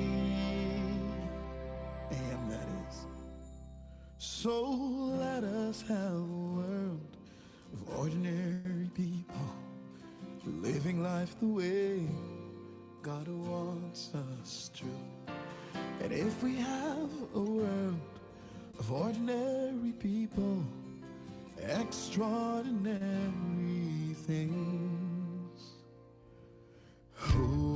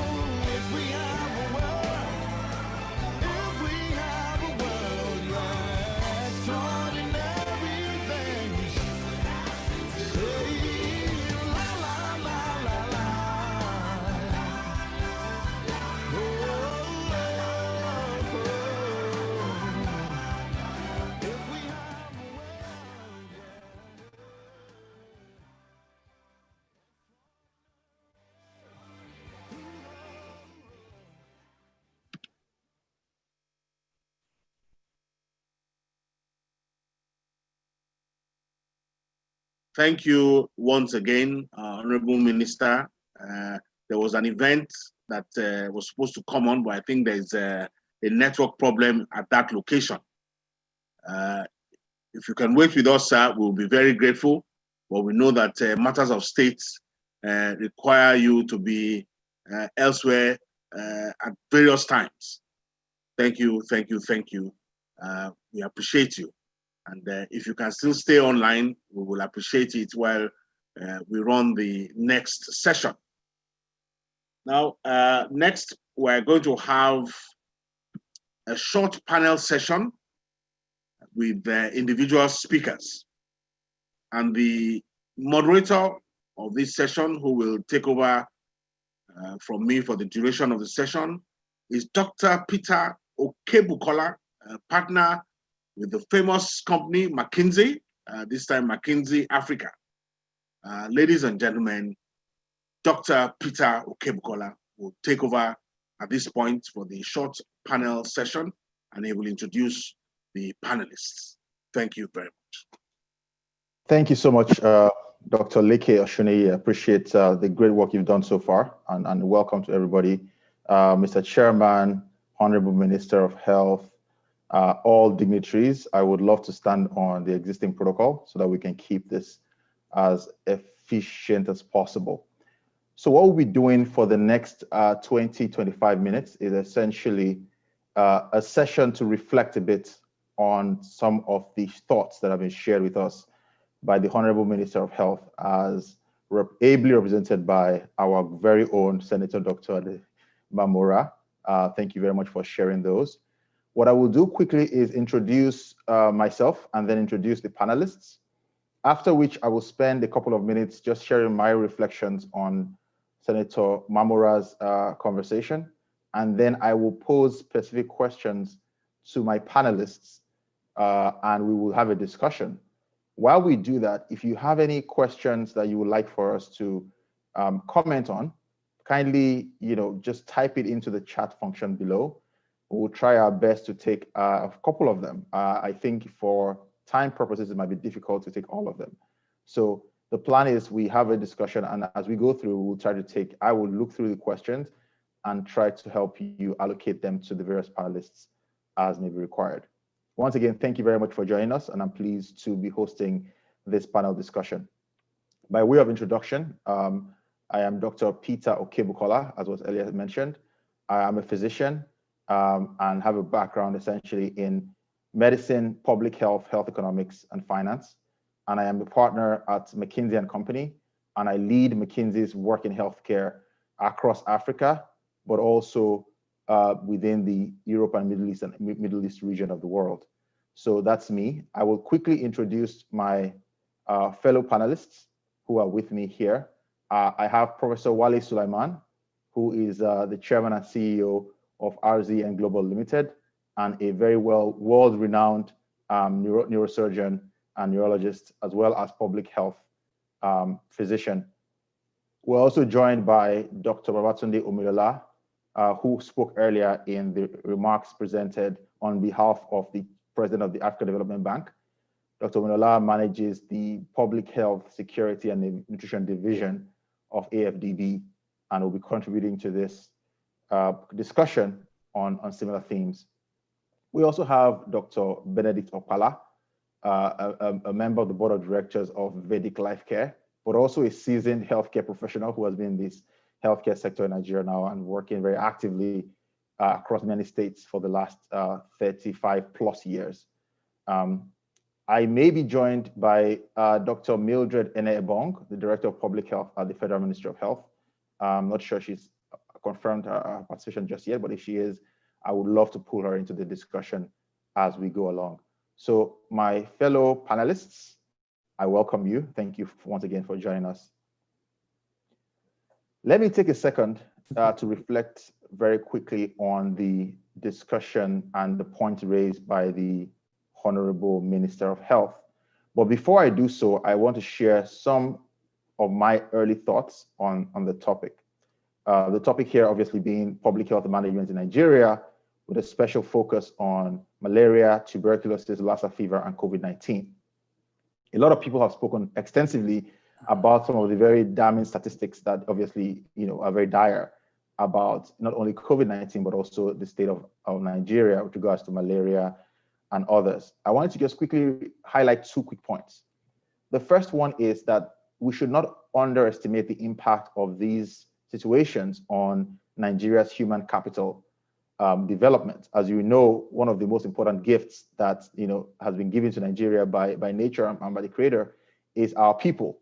As the Honorable Minister said, something like 206 million Nigerians is the current estimate. So if we need to develop the human capital of this country to be able to take us to the next level of economic growth, as outlined by the National Human Capital Development Strategy, and I'm sure some of my colleagues will speak to this later in upcoming sessions, for example, Dr. Ahmad Abdul Wahab.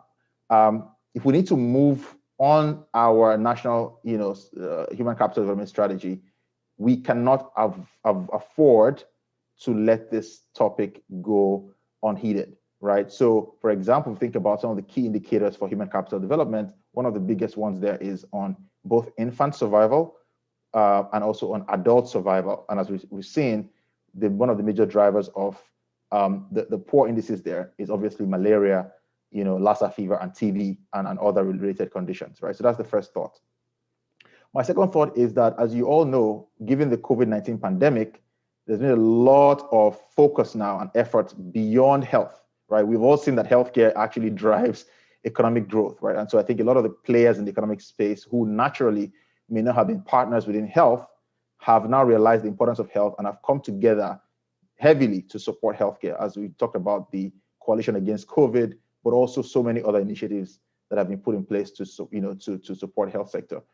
We as McKinsey have published some recent articles highlighting the need for us not to let the funding that is being put in healthcare just focus exclusively on the current situation. We do believe that we need to think about the medium to long term and use this opportunity to actually provide stronger platforms for longer term health system strengthening.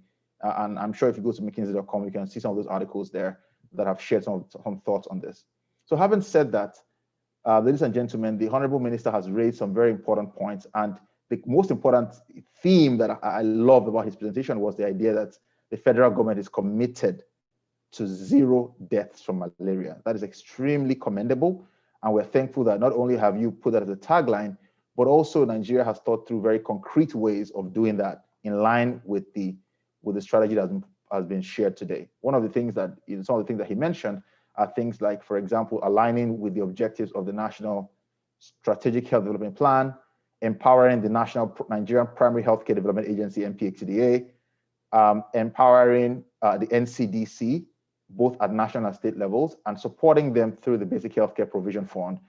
This will go a very long way in supporting our progress in this direction. I was very impressed with the idea of the interministerial task force, right, which, like I mentioned, brings to bear a range of stakeholders outside healthcare. This is a healthcare problem, but it's also, it also creates a societal challenge, right, which we all need to come together as stakeholders. Also spoke about specifically increased surveillance for some of these infectious diseases. Finally, he launched the very commendable plan.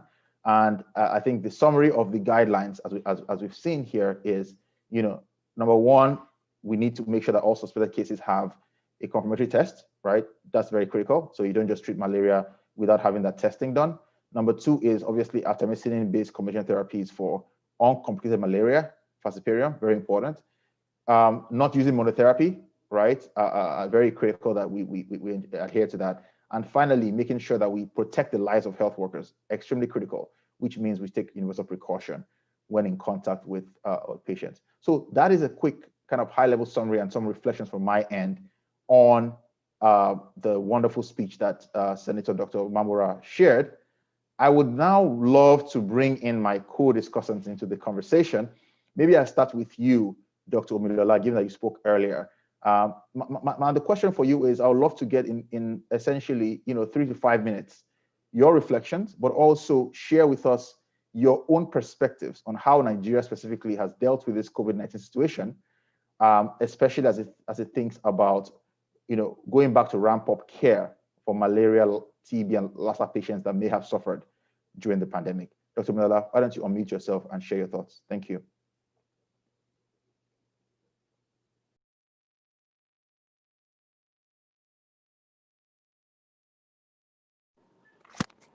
Thank you, moderator.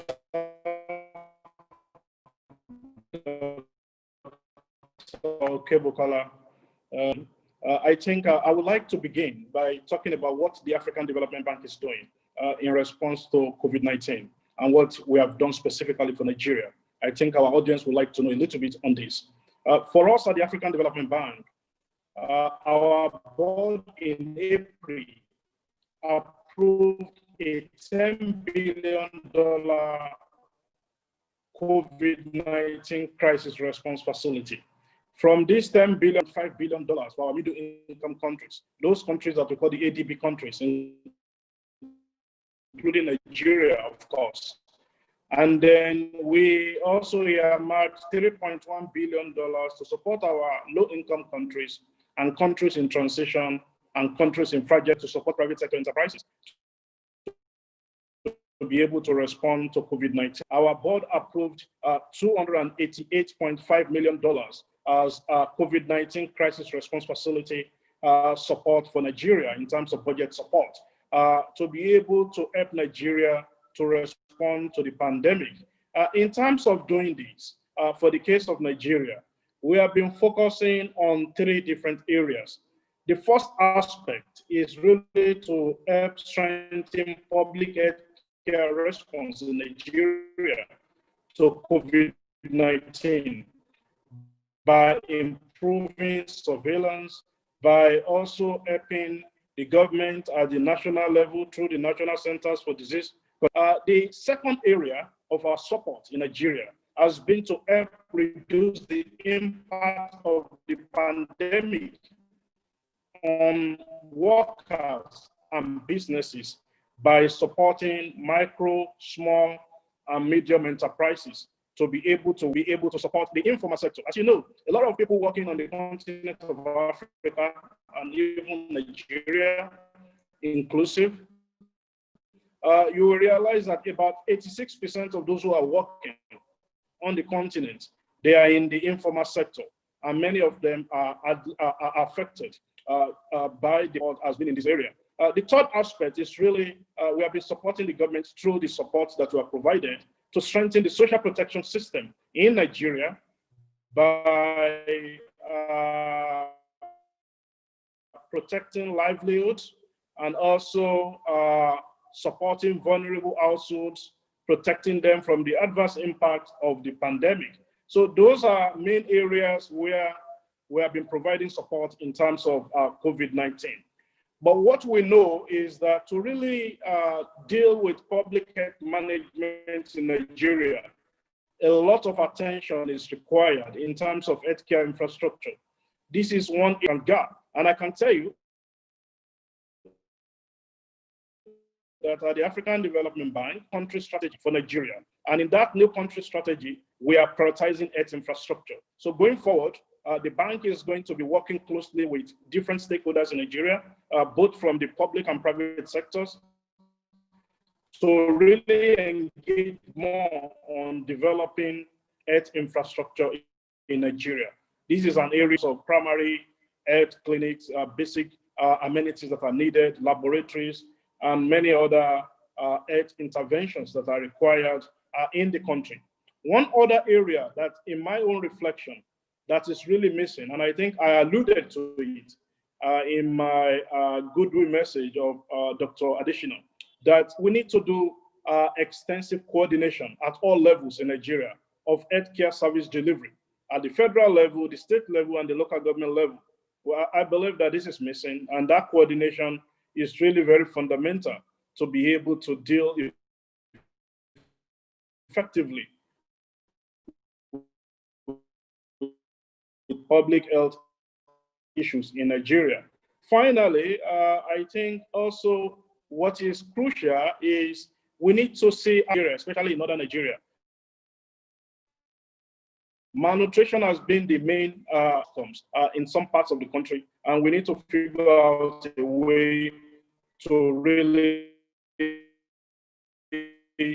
do this. Let me conclude by saying that the bank, the African Development Bank, also has a project in Nigeria, a $250 million project, an integrated livelihood program for Northeast Nigeria, supporting the states of Borno, Gombe, Bauchi, Adamawa, and Taraba to be able to develop their health systems. And through this particular intervention, the $250 million project that Nigeria has, that the African Development Bank has in Nigeria, in Northeast Nigeria, we are basically supporting primary health clinics, issues around nutrition, interventions, health support in those states in Northeast Nigeria. And so we want to do more. And so the opportunity for us to do more is through our new country strategy, which is prioritizing the health infrastructure.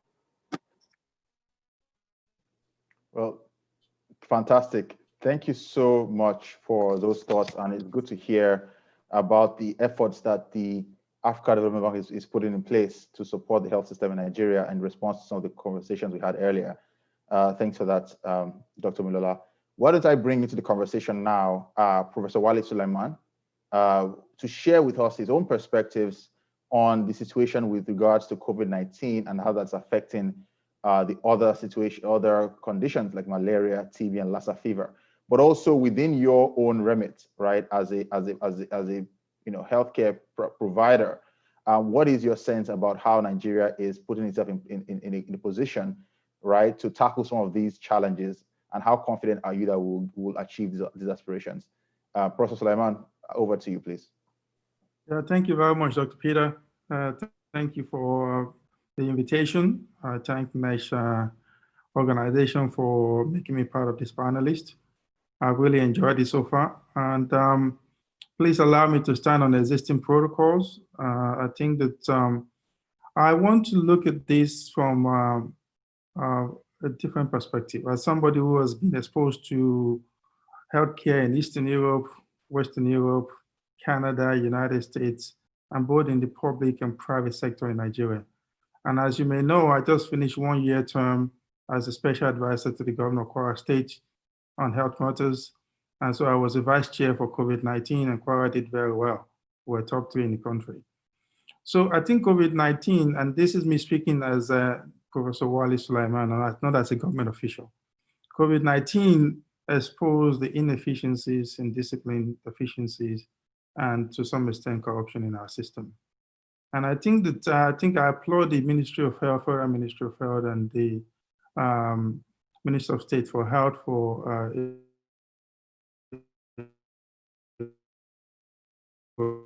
but I think some of these items I will highlight here are so critical for the survival or the longevity of any program that we launch. We have lots of laudable ideas, and if you hear the billions of naira or dollars that's been spent, we should have one of the best healthcare systems in the world. But these are my observations when I went through the public health system. And I think one of it is 4 major strategies that I think we need to consider. Number one, we need to focus on the environment of care. The environment of care. And what I mean by that is where people go to give care and where people go to get care. As a doctor, if you go to a facility where you want to be able to make sure your environment, the aesthetics, the environment where you practice, you have all the tools and that you need to do your job. And the patient that's going there wants to make sure that even when they walk into the clinic, they feel like this is a place where people care. We lack that in most of our facilities around the country.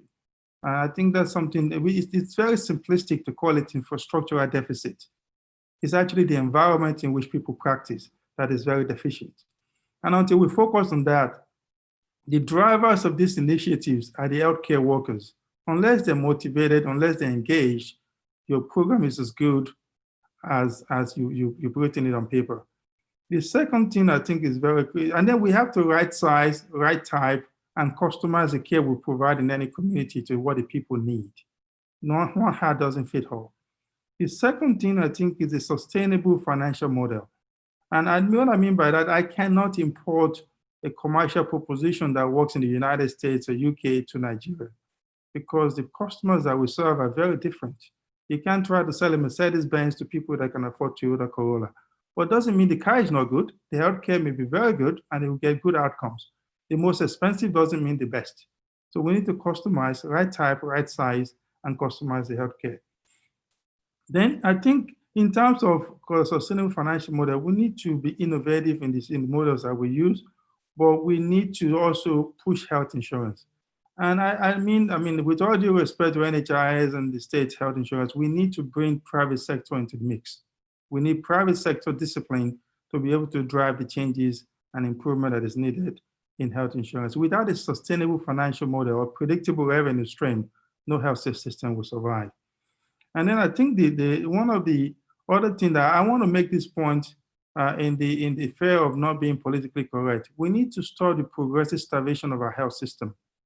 We need to stop the progressive starvation of our health system, which has started for many years. And I think a lot of us understand what that means. The fact that the budget has been allocated to a program doesn't mean it actually gets provided for that program. And that's why sometimes we hear billions of naira is being provided, but it doesn't actually get implemented because the funding doesn't come on time. Then I think the third one is this. Why didn't you quickly wrap up, Professor Sulaiman? Yeah, the third one is a purpose-driven industry partnership and purpose-driven public-private partnership, which means we want to solve a specific problem and we partner to do that. And then the last piece is embrace innovation. I think we need to drive telemedicine and digital health to improve access and the quality of care and patient safety. Thank you very much. Fantastic. Thank you so much for those very important points, Professor Sulaiman. And I think it's obviously something that everybody will align on, the fact that it's critical. Now, I want to take that the third of your points there and think about purpose-driven partnership, right? And maybe move on to Dr. Opala. So Dr. Opala, you've been in this system for a long time. You've seen a lot of these challenges over time. I would love to get your perspectives on what you think the path forward is, number one, but also what is the way to bring in the private sector? Would you be able to share some thoughts on how to bring in the private sector, especially folks like you, to bear on solving some of these challenges? Over to you, Dr. Benedict Opala, if you can unmute yourself, please. Right, thank you. Are you hearing me? Loud and clear, loud and clear. Please go on. Okay. First of all, I'll thank NESH for bringing all of us together. And I will thank every panelist, member of the panelists that are here. A lot of things said, very, very beautiful. I like what Professor Wale said about public-private partnership.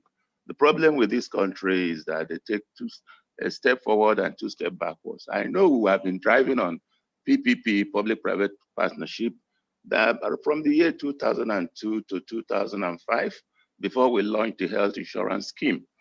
And unfortunately, I hope you're hearing me. Yes, we can hear you. Are you hearing me? Very loud and clear, don't worry. I'll let you know if we can't hear you anymore. Okay, sure. So the PPP thing will have been enhanced right from that time, that 2002 upwards with the health insurance scheme. We know that absolutely there's no way we can go other than getting health insurance scheme, little contribution by the common man and at a maximum benefit. But unfortunately, how many years now from 2005, health insurance was launched till now? That's roughly about 15 years. And we just put in only about 5% of Nigerians enrolled. I love the period they said 1% consolidated federal funds should go into health insurance. Unfortunately, when the politicians talked about it, they divided into two, gave 50% to the National Health Insurance Scheme and gave the other 50% to the states. The states came in, a lot of the states drove the private sector out of implementation of the health insurance. They call them TPA, third-party agencies. That is the so-called HMOs. But some, like Kaduna, went straight and was using HMOs. Other states refused to use HMOs. But that is the main thing behind it, PPP, public-private partnership. Then two, let me leave that sector. That's where we will have been okay. We are now driving the health insurance scheme in such a way that the private sector will now take the real place, their real place of things. So they are doing very well now. They are now getting very confident that yes, the HMOs, the scheme, and then the providers, they're all working in tandem. And I hope we'll progress it. And particularly enrolling a lot of the Nigerians. That is where we can now get a lot of our citizens acquire these things. I say little contribution and maximum benefit. And that's where malaria, all these infective diseases will be taken care of at the primary level. I'm not saying that you should go to tertiary provision or secondary provision or tertiary provision. That one is another thing. First, we have to get our health institutions right. I'm happy that the COVID came in and we discovered that we are lacking in terms of health provision. I was surprised that African Development Bank gave Nigeria $10 billion. It's terrible. I didn't know that the government had about $10 billion for COVID. But let me tell you, I hope our figures are right in this COVID implementation. I hope our figures are right, because when the lockdown starts opening up in other developed countries, what happens? The figures rise. But in Nigeria, the figures are going down. Am I sure we should depend on our figures? I hope if it is right, then we must have handled the pandemic very well. But if it is not, let me give one suggestion. Out of that $10 billion, let us divide the money to states, and then we map out some developed areas and do the testing. The testing, I'm ashamed that this country had only 400 and something thousand tests out of 200 and something million citizens. America is about 200 and something million, but you see the millions of tests they are doing, and that's why they're getting the numbers right. We need to refocus on testing. 400 and something thousand is small. Coming back to malaria, I hope you are still hearing me. No worry, I'll let you know. Hello? I can hear you, go ahead. Okay. Coming to malaria, let me wrap up. Coming to malaria, I'm quite sure by 1970, Professor Ransom Kuti said that nobody should travel more than 1 mile to get treatment for malaria, at least buy the tablets. But we haven't achieved that up till now. 70s and now. So we have not got malaria right. There was a professor, they gave money to kill all the mosquitoes in the country. That money went into drains. And we're trying to fashion a lot of theories, a lot of, I didn't see the minister talk about vaccines. They were trying to say vaccines, and nobody has improved on that. Nigeria should go down and see whether it is possible. It's over a whole century when we started talking of malaria. I'm 70-something year old, and I'm quite sure when I was 1 year old, I suffered malaria. So we need to really look at malaria issue and drive it and see whether we could get vaccine. Thank you very much. Thank you so much, Dr. Kwala. I think it's a very interesting discourse going on. And I was listening that the chat function is also blowing up. A lot of interesting comments there. But I've been told by the organizers that we need to wrap up here. And so what I would love to do very quickly is just allow my co-panelists 1 minute each, just essentially 1 minute, to share their reflections, right? Especially on the themes of monitoring and evaluation, which is something that came up on the chat, but also how the government can work together, both with federal and state in tandem, to ensure that these things are done well this time. So why don't I give 1 minute quickly? I also know that Dr. Mullah, you want to respond to the Africa Development Bank point in terms of the funding. 1 minute, please, and then we'll wrap up this session. Thank you. So starting with Dr. Mullah, 1 minute for you.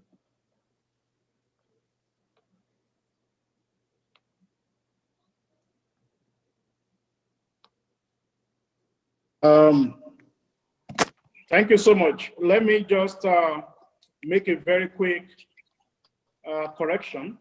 The correction is that the USD $10 billion COVID-19 crisis response facility of the African Development Bank that was approved by the board of directors in April this year is for the entire continent of Africa.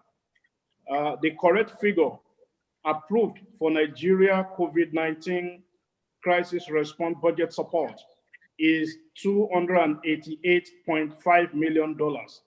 This was approved in June this year for Nigeria. Nigeria got $288.5 million crisis response facility to support Nigeria to be able to deal with the pandemic in the country. Let me basically say that for Nigeria, we know that we have a long way to go. We know that we have a long way to go, but we can begin right now. In the sense that the main focus really should be on developing Nigeria's health infrastructure so that we'll be able to deal with health system strengthening, we'll be able to deal with coordination across all levels in the country.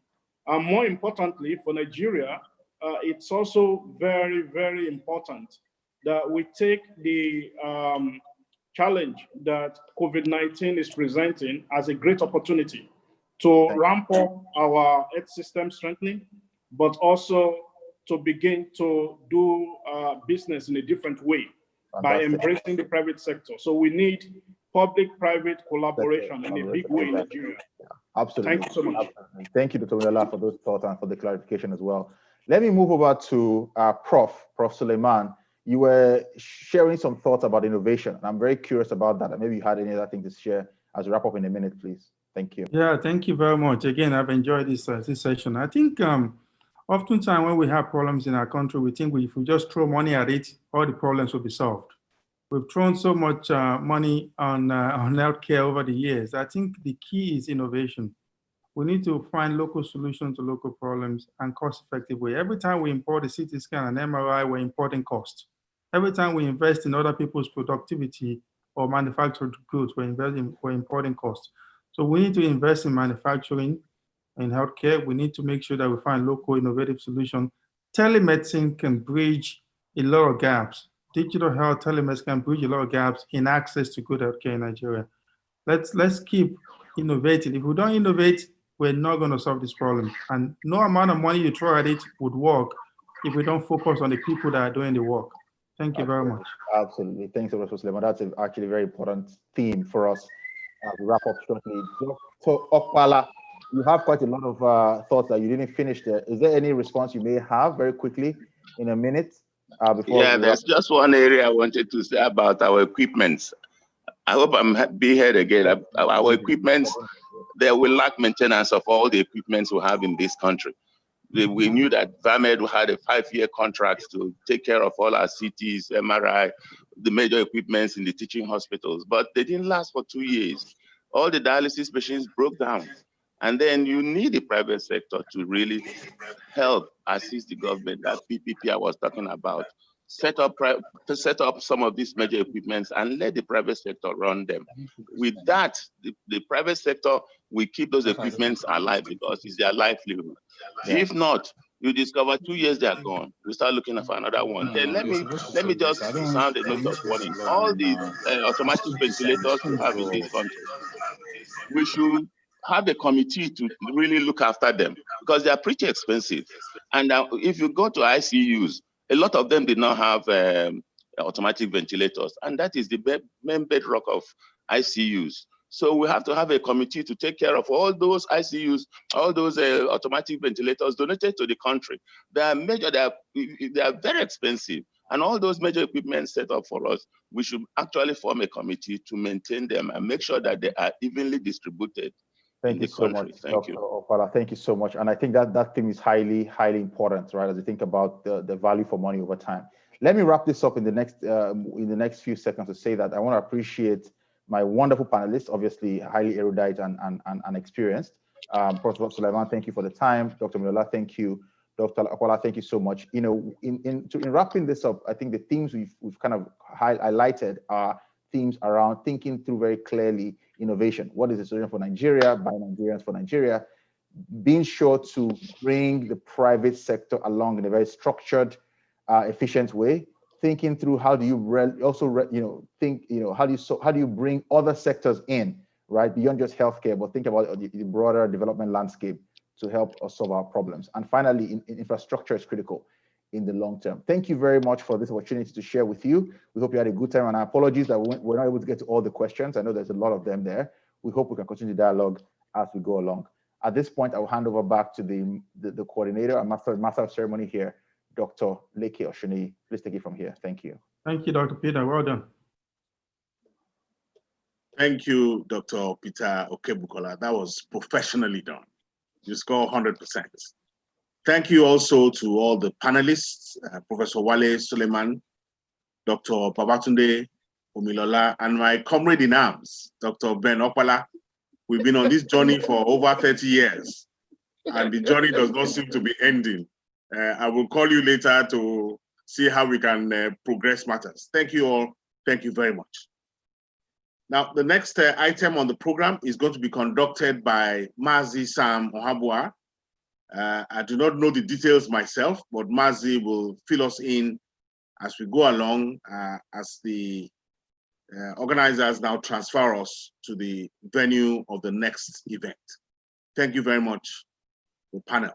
Thank you.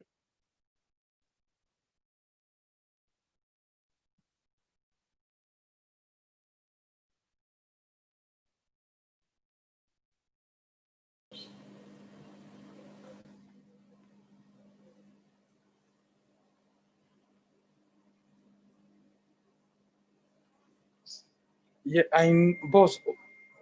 Well, I want to do it now.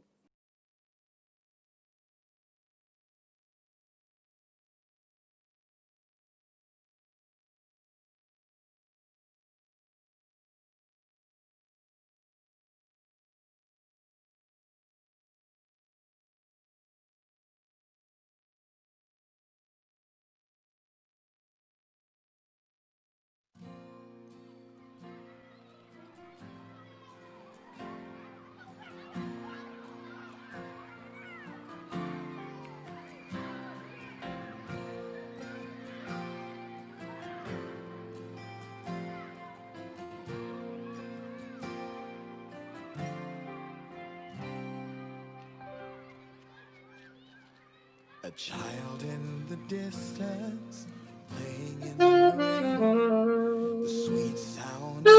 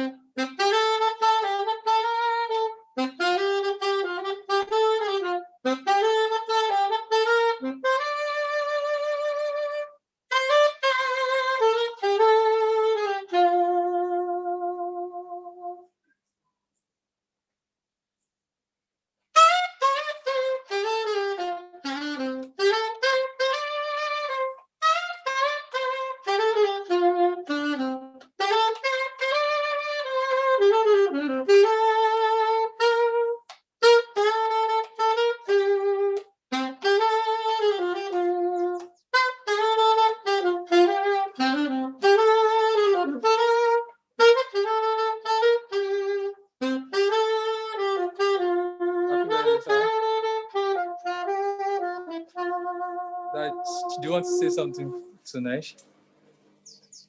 Well, there are surprises, and there are surprises. This really is a surprise from Emeka and his organization called NESH. I want to thank NESH for this. This birthday was over 50 days ago, and here we are. I'm still being remembered. May God bless the work of the hands of NESH. Amen. Amen. May God bless the board and the management, Amen. all the workers there. Amen. They are on the right path. May God strengthen them on this path. Amen. And may they be able to achieve their goal of making Nigeria better in their own little way. Amen. God bless NESH. Amen. Thank you, sir. Happy birthday, sir.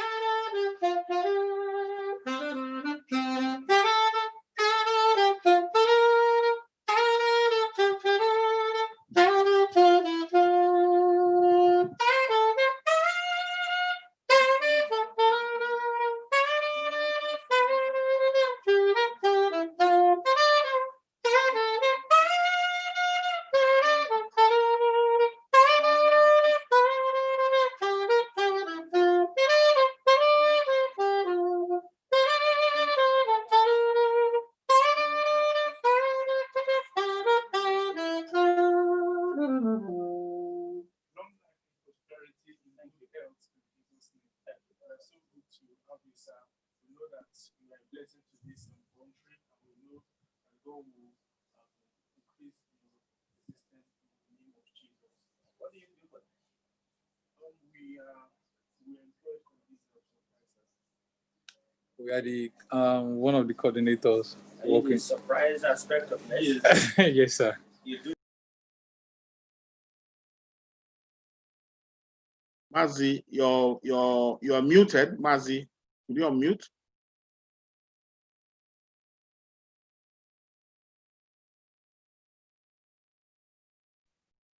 Mazi, we still can't hear you.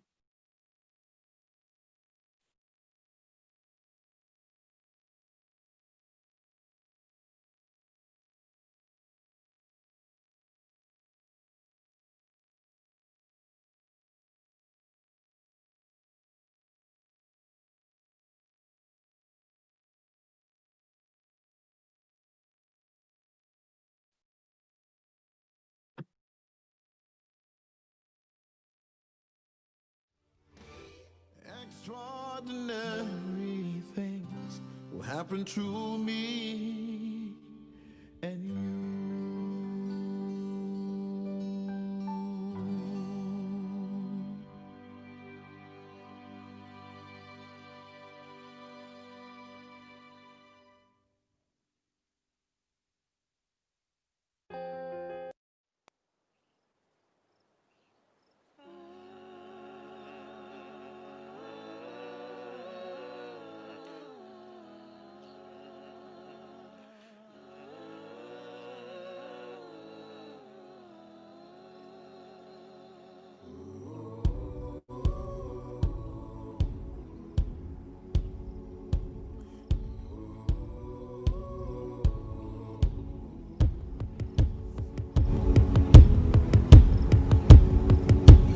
Pack my bags, I'm leaving town. I bought a one-way ticket, I ain't coming back. It's goodbye friends and goodbye folks. I'm heading for the city. Hello? Hello? That's my home. Hello? Hello?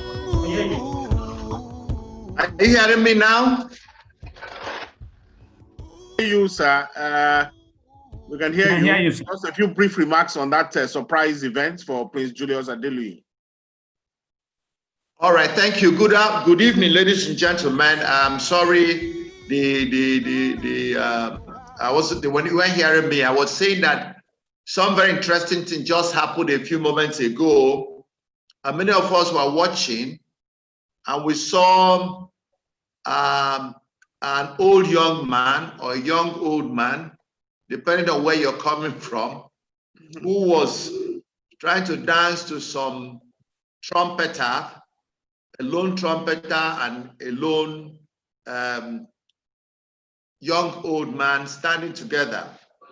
I want to think that it is a great honor on behalf of all of us here today, all those on this Health Roundtable, NESH Health Roundtable 2020, on behalf of the Honorable Minister of Health, represented by the Minister of State for Health, Dr. Mamora. I want to say that we are proud to watch our own Prince Julius Adelui, former Minister of Health of the Federal Republic of Nigeria, and a very distinguished pharmacist and a Nigerian of repute, a role model and a motivator. In pharmacy, we'll call him motivator in general, motivator general, because he motivates everybody, including those who are his seniors and juniors and contemporaries. He's a man God has blessed with so much. He is so much and he is giving so much. He's a man who loves God, because you can't love your fellow man if you don't love God. So we have been celebrating him. All the stakeholders, all the different segments, all his constituencies have celebrated him since the end of July. And we are now in middle or even going towards the end of September, and the celebration has not ended. I guess we shall continue to celebrate him till December. No, till he becomes 81. So the celebration continues every day. So on behalf of all of us, Prince Julie, rest assured that you are honored, you are respected, you are admired, you are adored. You're a man that God has sent to the world. And let me tell you, you have made your impact. That's why this is happening. Congratulations, remain healthy, remain who you are. You're not aging at all. So we will celebrate with you till 81. And from 81, we'll go to 90 till we reach 100. As we said, after 100 or 120, then we will now select the people who are available to celebrate you. God bless you, sir. Congratulations on behalf of NESH, Emeku Goju and his team. Thank you, sir. Dalunu. I'm very impressed. As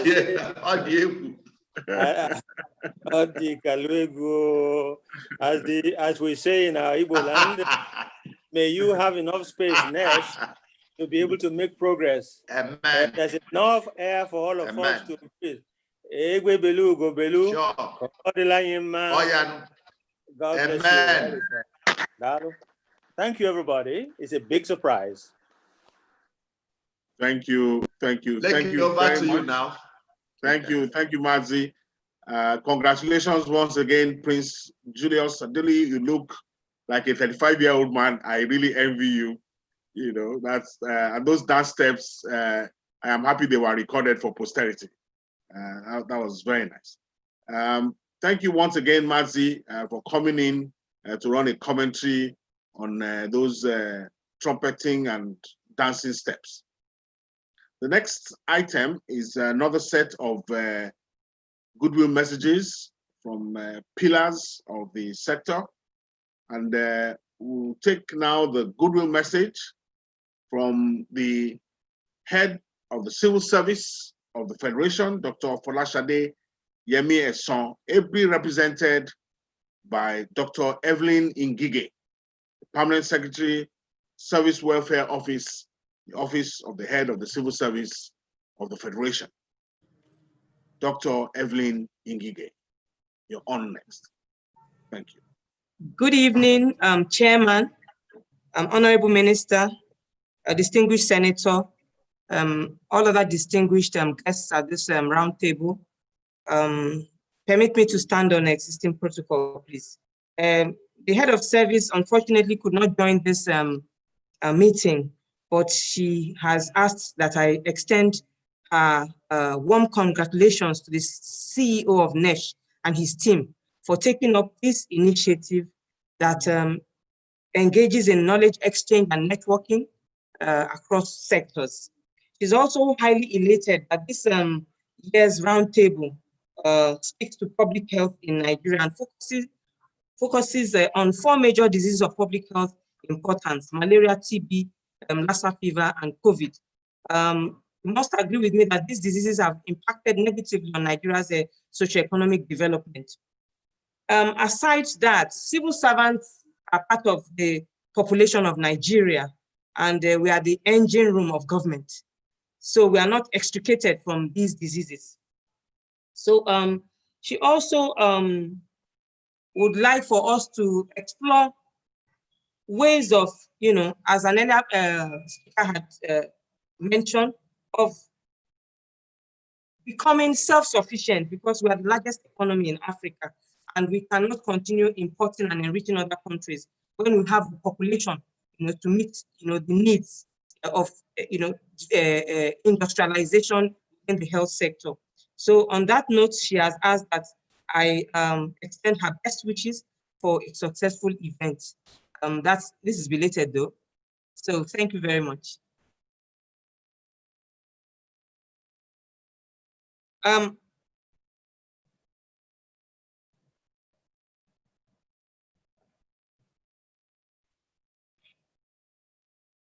Thank you very, very much, Dr. Ngige. That was really a very short and sharp one. We're happy that we received your message and also the message of the head of service of the federal government of Nigeria. We have some other goodwill messages, but we would like Dr. Ngige to please convey our gratitude to Dr. Folashade Yemi Eson from the engine room of the civil service itself. We're grateful, ma'am, and please convey our gratitude. Next, we have a goodwill message from Dr. Faisal Shuaib, the ED CEO of the National Primary Healthcare Development Agency, NPH CDA, ably represented by Dr. Bassi Oposen. Dr. Bassi Oposen representing Dr. Faisal Shuaib, CEO of the NPH CDA. Thank you, the chair. Thank you, the Home Minister of State, our Chairman House Committee on Primary Healthcare and Communicable Diseases. Good evening. Please permit me on behalf of my ED to stand on the existing protocol. We want to appreciate the team lead of NESH for this summit that is focused on public health management in Nigeria, with special focus on malaria, TB, Lassa fever, and COVID. It's a good thing that is happening that the public sector and government are coming together to discuss the issues of public health concern in this country. On behalf of my ED that would have also been here because of other engagements, I should stand in for him. We want to commend our minister, our private sector, the president of this country for all the support that is being given currently to address public health issues in this country. So of particular note is the support for the recently eradicated polio in this country, which is a milestone, and then the support that is ongoing to eradicate other diseases of public health care concern in this country. And the support we've had so far from the ministry and our partners, the private sector, has been very, very encouraging. And we appreciate on behalf of the ED. And just to reassure this great team that the agency with the support it's receiving from the government and all sector will not stop doing what it knows how to do best to keep Nigerians healthy. For the area of prevention, with the support we are currently receiving, we'll continue to do our best to contribute to what the public sector is also supporting to get Nigerians healthy. We'll continue to work to ensure that mobility and mortality from the vaccine preventable diseases and other communicable diseases are also brought to the barest minimum. Thank you for this opportunity to speak and opportunity to be here. And we look forward to the communique that will come out from this summit. And we intend to work with this advice, counseling, guidance. We have been listening attentively to all the recommendations. Some of them are things that we'll pick forward to ensure that we implement to keep Nigerians healthy. Thank you. Over. Thank you.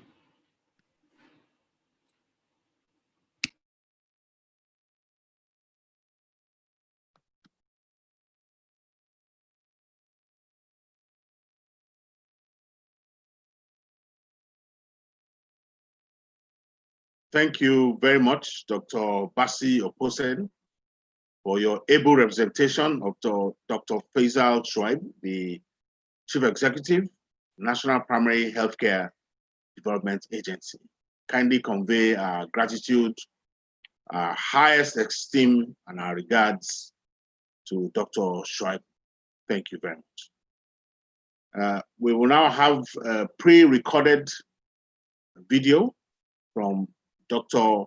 Chikwe Ihekioazu, the Chief Executive Officer and National Coordinator of the Nigerian Center for Disease Control.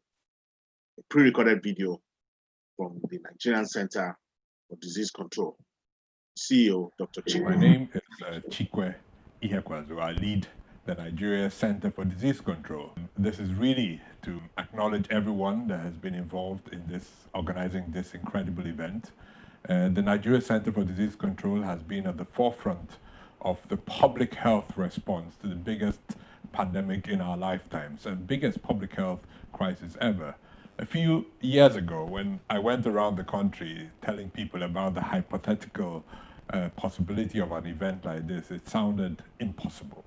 But over the past few months, we have lived and experienced, for the first time since the civil war in Nigeria, the entire economy coming to a standstill from a public health crisis.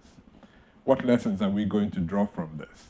These are the issues you will be discussing over the next few days, and it's very important that we reflect on the role of health security in strengthening our country, what we have to do as a people and as a collective, our role as the Nigeria Center for Disease Control, but critically, your role.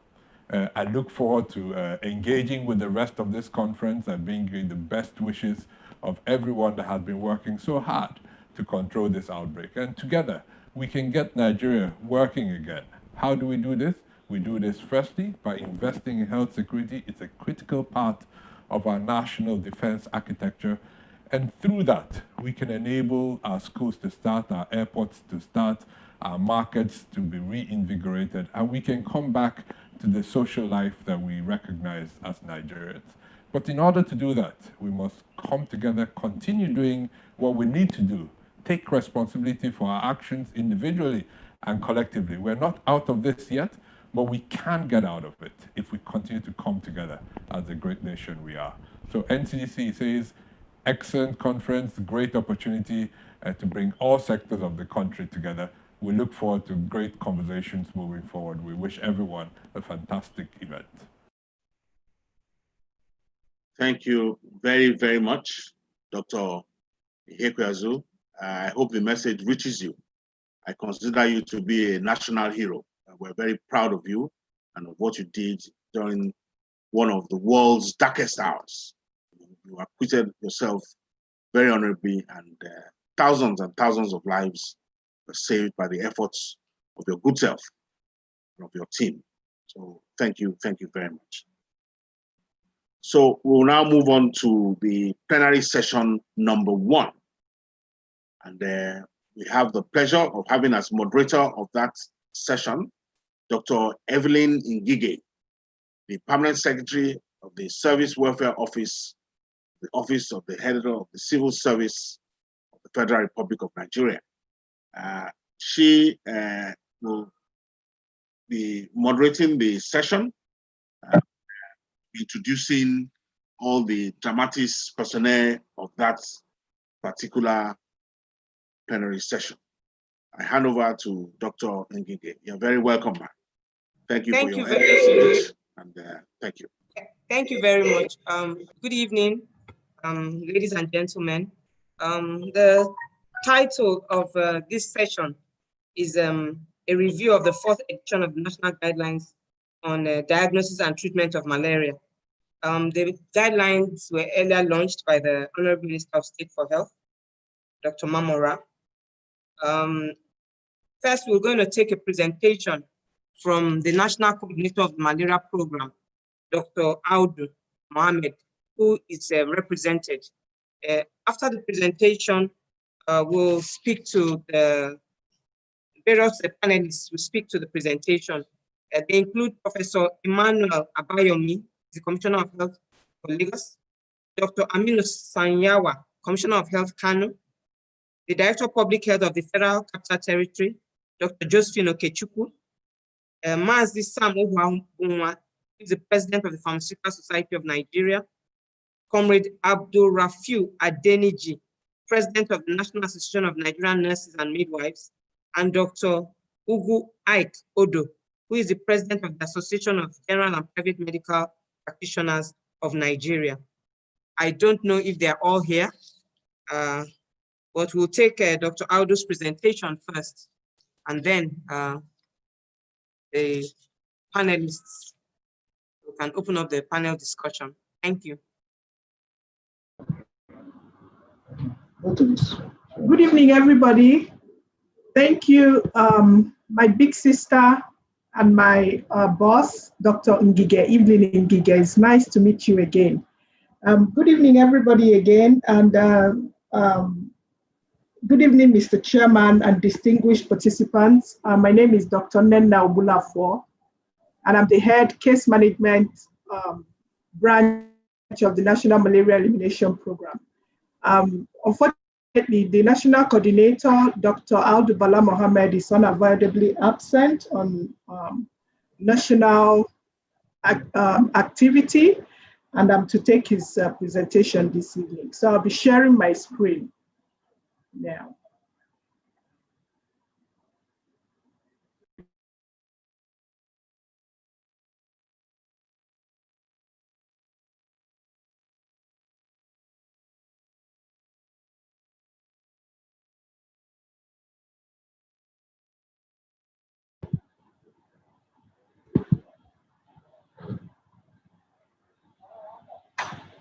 Can you allow me to share my screen? Hello? Can you allow me to share my screen?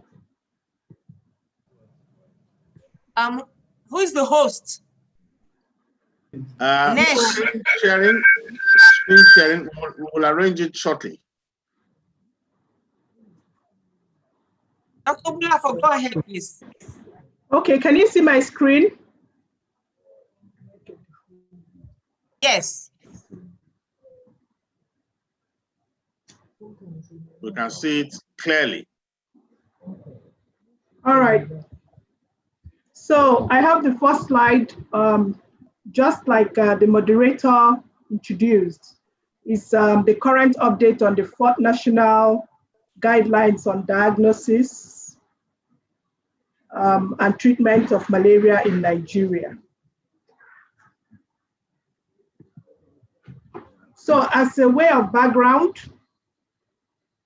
I have, of course, the Federal Ministry of Health, the National Malaria Elimination Program. It has one of its responsibilities as development of policies, guidelines, and strategies. And then it's good to note that the National Guideline for Diagnosis and Treatment of Malaria was last reviewed and updated in 2015. And then here we are reviewing and updating it again 2020. So, and this review and updates has input from recommendations from the 3rd edition of the WHO treatment guidelines, malaria program review activity that was just concluded some couple of months back, and then of course the therapeutic drug efficacy findings on the anti-malarials that it's one of the responsibilities of the NMEP. So we have all these recommendations providing input to the guideline, the 2020 guideline. And so before this time, even from 2015, the guideline had given a major shift from clinical diagnosis to testing before treatment. Also, it has emphasized on the institutionalization of parasitological testing, and of course, the importance of quality assurance for malaria diagnosis.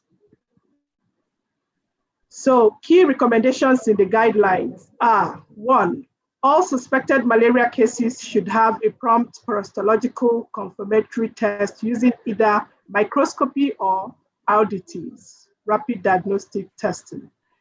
And then we have artemisinin-based combination therapies are recommended treatment for uncomplicated falciparum malaria. In Nigeria, artemether-lumefantrine has been deployed on the national program. And then the other ACTs that are alternatives are artesunate amodiaquine, dihydroartemisinin piperaquine, and artesunate pyrinorridine. It's important to note that artemisinin and its derivatives should not be used as monotherapy in the treatment of uncomplicated malaria.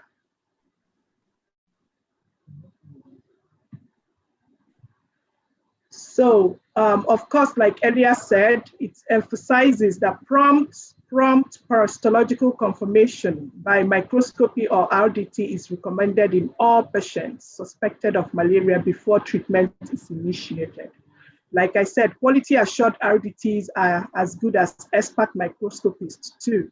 And then clinical diagnosis should only be considered in children under 5 years when a parasitological diagnosis is not accessible. So in other words, it's also emphasizing that every other age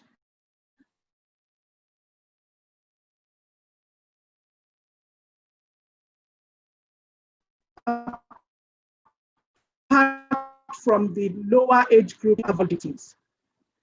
So the next slide is recommended treatment for positive tests.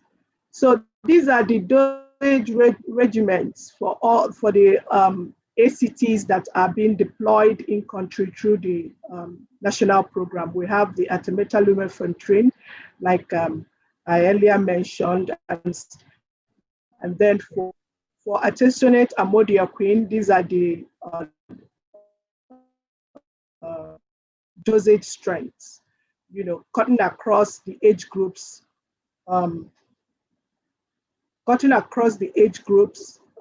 from under 5s, from childhood up until adulthood. And then we also have the dihydroartemisinin piperaquine, and then the artesunate pyrrolidine. So for treatment of pregnant women with positive tests for malaria, the guideline has also recommended treatment of uncomplicated malaria in all trimesters of pregnancies with ACT. So for first trimester, the guideline has recommended ACT for treatment of pregnant women. It's further buttressed that from meta-analysis of studies done in Africa, there hasn't been, in comparing ACT with quinine, there hasn't been any significant association of disabilities associated with increased risk of miscarriages, stillbirth, or pregnancy loss. So guideline has, you know, brought it out that ACTs is recommended in first trimester. And of course, second and third trimesters, including lactating mothers, should also be treated with recommended ACTs. And for children less than 5 kg, ACTs are also recommended for treatment, but that should be done with supervision by healthcare provider. So recommended treatment for management of severe malaria would be injection artesunate. So severe malaria, we know, remains a medical emergency. So right after rapid assessment, clinical assessment, and then confirmation of diagnosis to be severe malaria, it is important to initiate treatment immediately with parenteral medication, and that medication is intravenous artesunate, which is the first choice from the treatment guideline. And then where there is unavailability of the parenteral artesunate, and we can have parenteral artemether or quinine. For pre-referral treatment for severe malaria, in settings where complete treatment of severe malaria is not possible, like in the community and PHC centers and some of the secondary health facilities, the guideline has recommended for children less than 6 years, we can use pre-referral treatment in the place of rectal artesunate, IM artesunate. And when these are not available, the artesunate family are not available, then we can go to IM artemether or IM quinine. And then for children above 6 years and adults, options of pre-referral remain artesunate IM, and where that is not available, then it will be artemether IM or quinine IM. So recommendation on chemo prevention and chemoprophylaxis for special groups. We have the current, the guideline also stipulated that for treatment of intermittent preventive treatment in pregnancy, the treatment of choice will be sulfadoxine pyrimethamine after the first trimester of the pregnancy. Treatment should be initiated with the sulfadoxine pyrimethamine. And that would be right after the woman has felt quickening of the child. So this can be initiated. And then this should be taken every month up until delivery. That's what the guideline stipulates. And then this is also together with the pregnant woman sleeping every night under the insecticide-treated mosquito nets.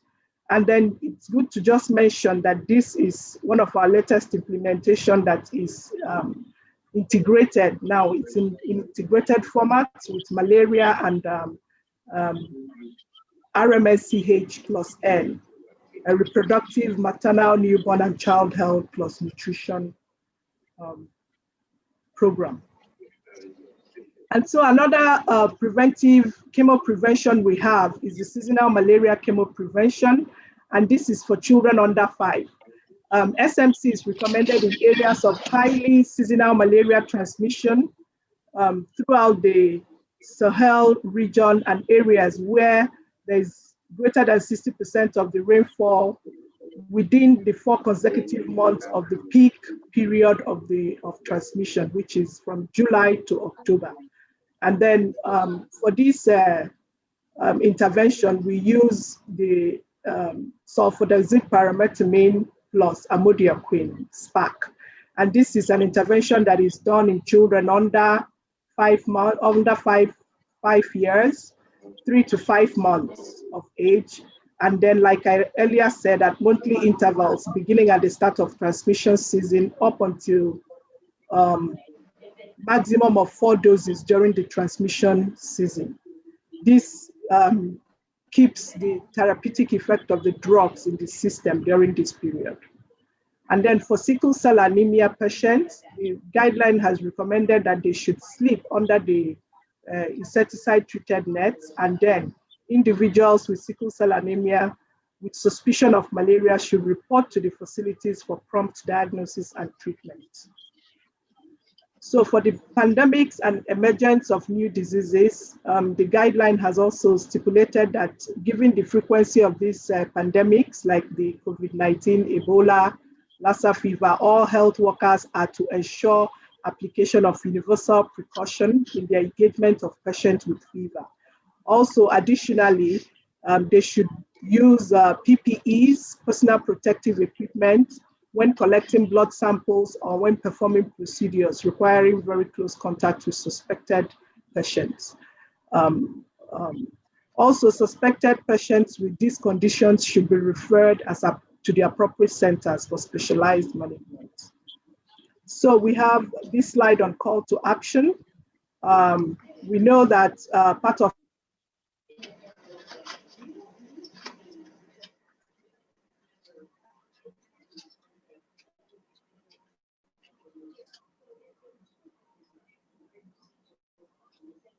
to maybe discuss a bit on the implications of the unmet need. And this unmet need would be the risk of increased malaria morbidity and mortality, which, I know that having listened through, we've talked about a whole lot of the problems and issues that are related to the health sector in Nigeria. So we have, assuming these needs are unmet, there will be threat of already weakened health workforce, which will further decrease productivity, and then of course would impact on development. And of course, there will be absolute loss of confidence in the public health, in the healthcare, with the healthcare force, working force. And of course, we also have dangers of economic losses following years of the investments that we have done so far in malaria. So to this call of action, where the guideline has also stipulated that promotion of professionalism by clinicians is of paramount importance. So to this, we need the clinicians and healthcare force workers should adhere to the national malaria policy and guidelines on diagnosis and treatment of malaria, which is hinged on testing of all suspected cases, prescribe recommended ACTs, place all pregnant women on SP monthly after the first trimester, And then number 2 will be teach and mentor younger professionals to do the same, procure and dispense recommended ACTs, ensure accurate documentation of national surveillance. So professionalism at health facility level would be for all health care workers to acquaint themselves with current guideline and review facility-based malaria case management SOPs, provide access to testing using quality assured audits, and also quality directed procurement, good procurement practices to avoid stock out of commodities, ensure non-malaria fevers are treated promptly and appropriately if malaria test is negative. This is very important to further save lives, assuming that fever is not from malaria. And also operate good monitoring and evaluation system. And so in conclusion, the national guideline provides direction in implementation and standardization of malaria diagnosis and treatment in the public and private sectors and private sector. And then let us bridge the gap between policy and practice for a malaria-free Nigeria. We all need to play our part. Thank you very much. Thank you, Dr. Obula, for that lucid presentation. I'll start with, I just want to say that the president of the National Association of Nigerian Nurses and Midwives is being represented by Mrs. Salome Tor. She's the national chair of the Association of Public Health Nurses. Madam, you're welcome. I hope you're in the house. I'll start with Mazi Sam Ogwabunwa, the president of the Pharmaceutical Society of Nigeria.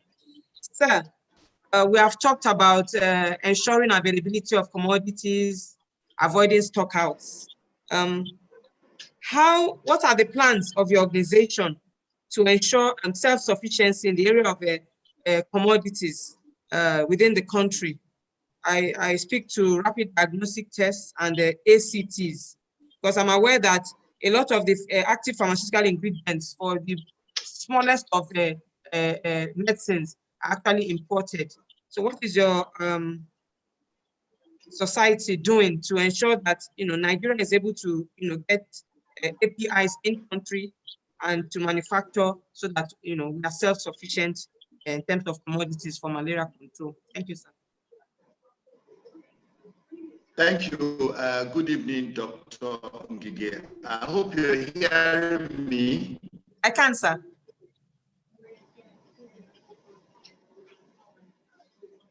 Are you hearing me? Hello? I can hear you, sir.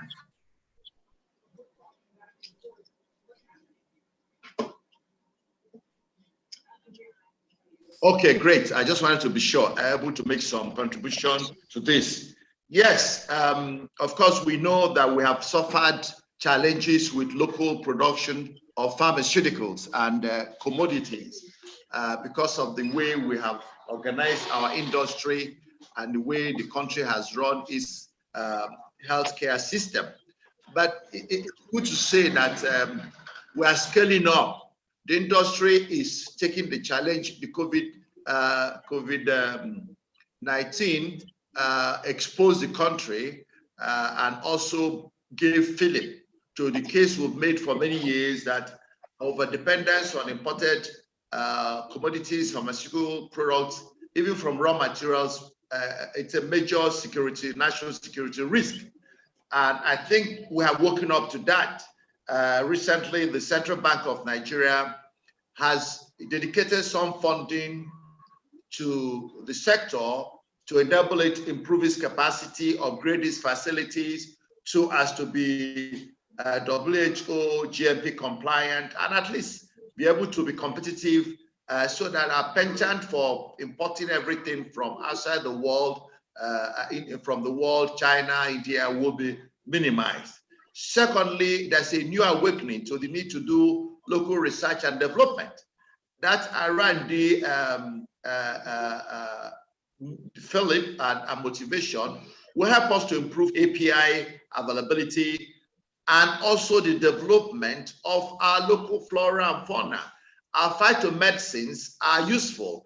I know we are on ACT artemisinin combination therapy, but I'm not sure this country will refuse to accept that we use any locally developed phytomedicine or medicine developed from our local natural sources that can help to deal with malaria as effectively as artemisinin combination. That is the kind of thing we're looking at. Even though artemisinin is being grown locally in Nigeria now, and NIPRID and many other institutions are working to see how they can compound Nigerian-grown artemisinin, which is as potent as the one we get from China. But I believe there are other plants that are being reviewed for their therapeutic efficacy in the management of malaria and other common tropical illnesses that afflict Nigeria. Because for me, I'm very sad, and I believe many of you here are sad, that Nigeria contributes 25% of the global burden on malaria, and Africa contributes 93% of the burden and about 94% of deaths. It is a shame for me, it's a bad commentary that Africa is the leading in this area. And after many years of suffering malaria, we ought to have eliminated malaria. So I believe that while we're talking about therapeutic testing, which are good, and we're scaling up, and NAFDAC is approving a few more rapid diagnostic tests, we should put a little more effort and focus on prevention. Prevention, I know we're doing some bit of vector control, but prevention is critical, so that we can get malaria out of our system. That is, for me, a major challenge, how we can deal with this malaria scourge as a country, as a region. But in terms of commodity provision, we are working hard. The industry is working hard, and I believe we can say today that we have a reasonable self-sufficiency in local production. Of course, the APIs are still being imported, but in terms of pharmaceutical finished production, we are close to meeting national needs. Thank you very much. Thank you, sir. Next is Dr. Ike Odo, the president of the Association of General and Private Medical Practitioners of Nigeria, AGMPN. Sir, are you in the house? Yeah, I'm in the house. Okay, you're welcome. I'd like to know, what is the AGPMPN which you lead? What are their plans, to implement these new guidelines in the area of protection of their staff from that's observance of universal precautions in the course of practice, referral of to higher levels of care in the event that it's not a uncomplicated malaria, and also a quality assurance for the testing for malaria. Can you hear me? Yeah, I can hear you. Okay, so go ahead, sir. Thank you very much, Dr. Ngige, and thank you, members of the panel and fellow participants. As you know, the AGPMPN, the Association of General and Private Medical Practitioners of Nigeria, we represent the private sector of the health system, and it's very well understood that the bulk of the healthcare delivery in the medical, the clinical unit is on the shoulders of this group of doctors. And therefore, we have a lot to contribute to developing and sustaining. Oh my God, this thing has packed up.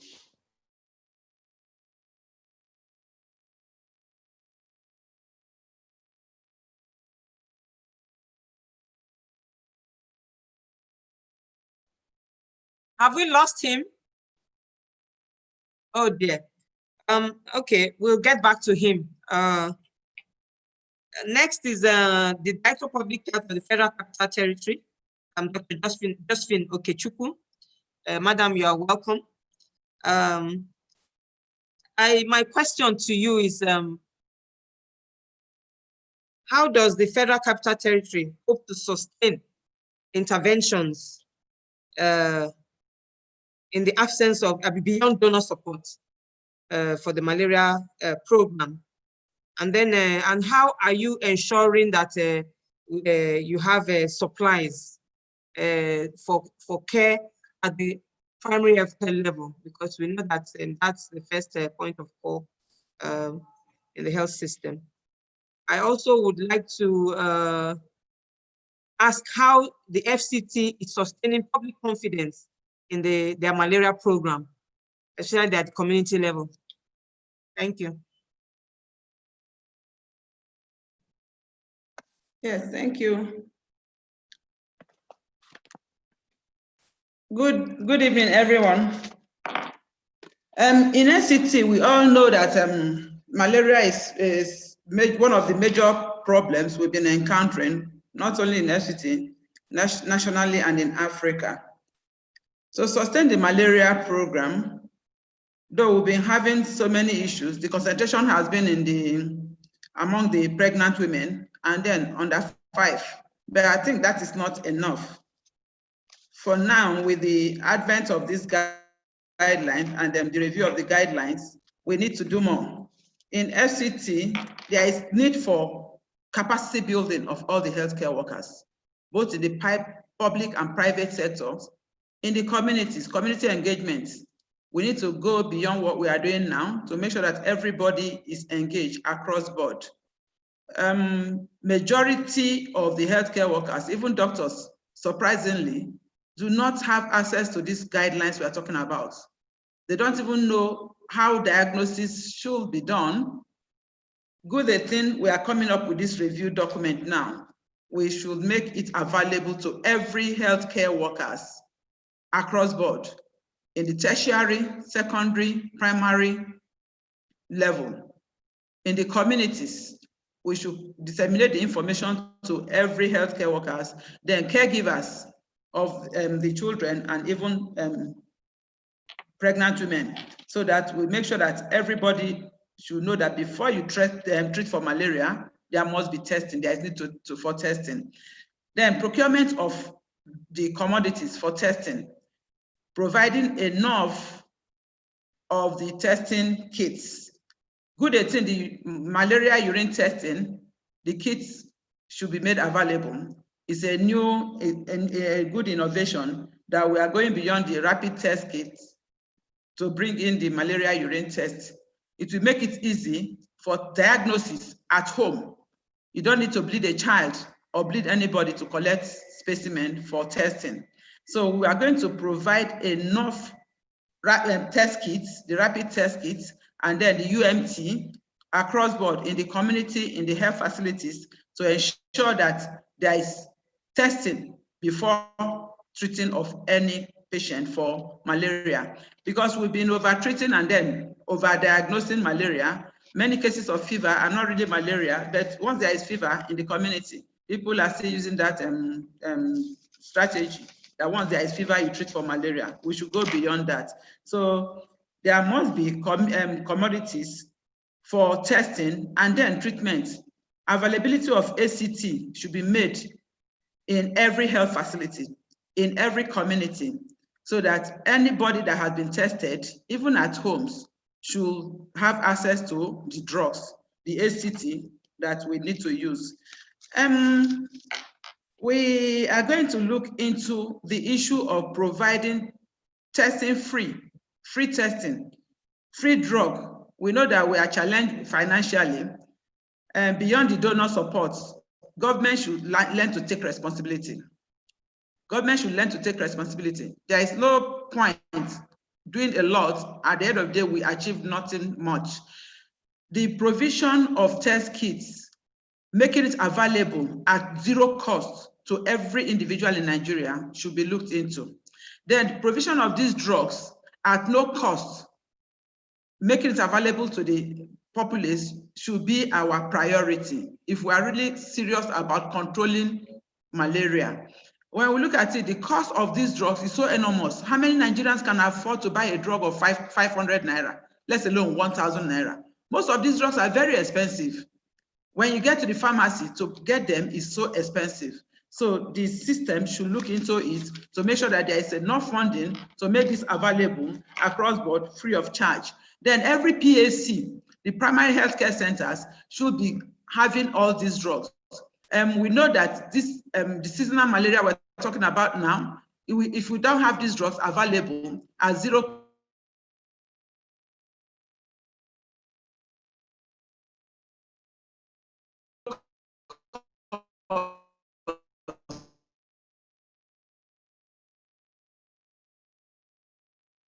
this system, many of them, they couldn't come. The acting secretary is supposed to be here. I don't know whether he's on in this meeting now. So we're going to discuss this to see how we can provide everything available for every individual to have access.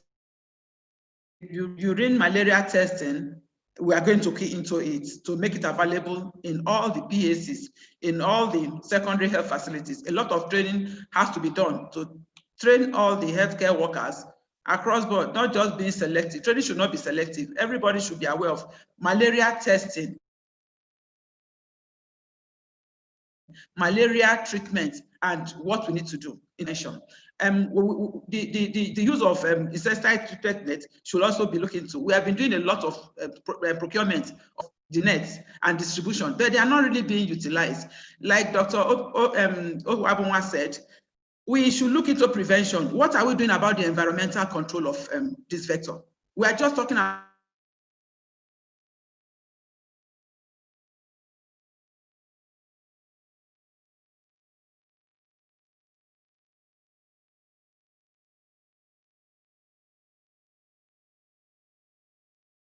about treatment, curative. I think when we go beyond that, we will now achieve this control for malaria in Nigeria and in FCT. Thank you. Thank you very much, Dr. Kechuku. I wanted to know what you would do moving forward with your team. Anyway, Dr. Odo is back on. Sorry? I said back, Dr. Odo, thank you very much for your comments. Dr. Odo, are you back on? I saw him. Dr. Ike Odo. Is Mrs. Torr in the house?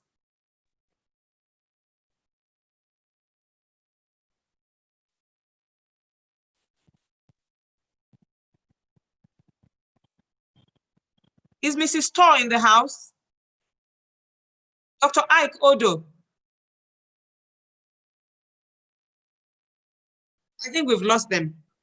I actually had wanted her to give me, provide me with information on what the National Association of Nigerian Nurses and Midwives, how they want to key into this fourth edition of the National Malaria Guidelines, and she's also a public health nurse, and she works within the communities, also oversee non-skilled or less skilled health professionals like the community health extension workers. I wanted to know, how they hoped to work with them to ensure that, in the light of the pandemic and other diseases that are communicable, that present in a similar way with malaria, how do they hope to, develop the capacity of their health workers, that's the nurses and the community health workers at the community level, so that they will be able to identify when, a fever is not malaria and then refer, and also to teach them to how, steps to be taken to ensure that universal precaution is observed at all levels, at levels of care, over which they have oversight. Also, something that's very critical is documentation. Dr. Obulafor mentioned that was one of the key, I think, the key action points, that there was a need for, strengthening of M&E. We all know that if it's not documented, that means it's not done. So I think I'll go back to the Dr. Yes, Dr. Odo, you're back. Sorry, I got lost. I went out of the radar. No problem. So you can go ahead. You can also speak to universal precautions as well as M&E documentation within the private sector, capacity building. Thank you. Yeah, as you know, AGPMPN as an organization is very much interested in quality assurance and continuous quality improvement of its services and the general engagement with the practice. And that is why we invest very heavily on CPDs and mentorship. As an organization, every CME, at every NEC meeting, at every AGM, and at the state levels, the scientific sessions, we dwell on quality, on protocols, on processes, and of course, system development. Because as you know, hospital is about systems. And that is why at every opportunity, we crave the indulgence of government to take interest in building the health sector. The health sector in every country is what drives the health system. That is why people like Dr. Ohabunwa, who is here now, and men like him in the laboratory science unit, in the private sector, they will tell you it is a Herculean task having to provide services for our countrymen and women. And that is why we are requesting, and that's why we are happy with this particular session, this event, great novel event, that what we have heard today gives me hope that yes, gradually we are coming to that point where the private sector will be placed at the front burner and interest taken both at the government and organizational levels. The African Development Bank has spoken, and the African Exim Bank has spoken. The question is, how much impact is the private sector of the health system getting? And I want to appeal on behalf of the great numbers of the private healthcare practitioners of this country that they take interest in coming in partnership to develop curriculum, to develop statistics, to develop records, to develop computerization, electronic, technology, etc., for the private sector to truly contribute its very best in supporting the healthcare delivery system of Nigeria. As you know, 7 out of every 10 Nigerians that go to the hospital will land in the private sector. COVID has been merciful as it has been very disastrous in revealing to Nigerians that indeed our healthcare system is very, very weak. Yes, we have come to know this, but what else are we doing to respond, to accommodate, to prosper the health sector and move it out of the woods? One way to go is to support the health sector generally, but especially in the private.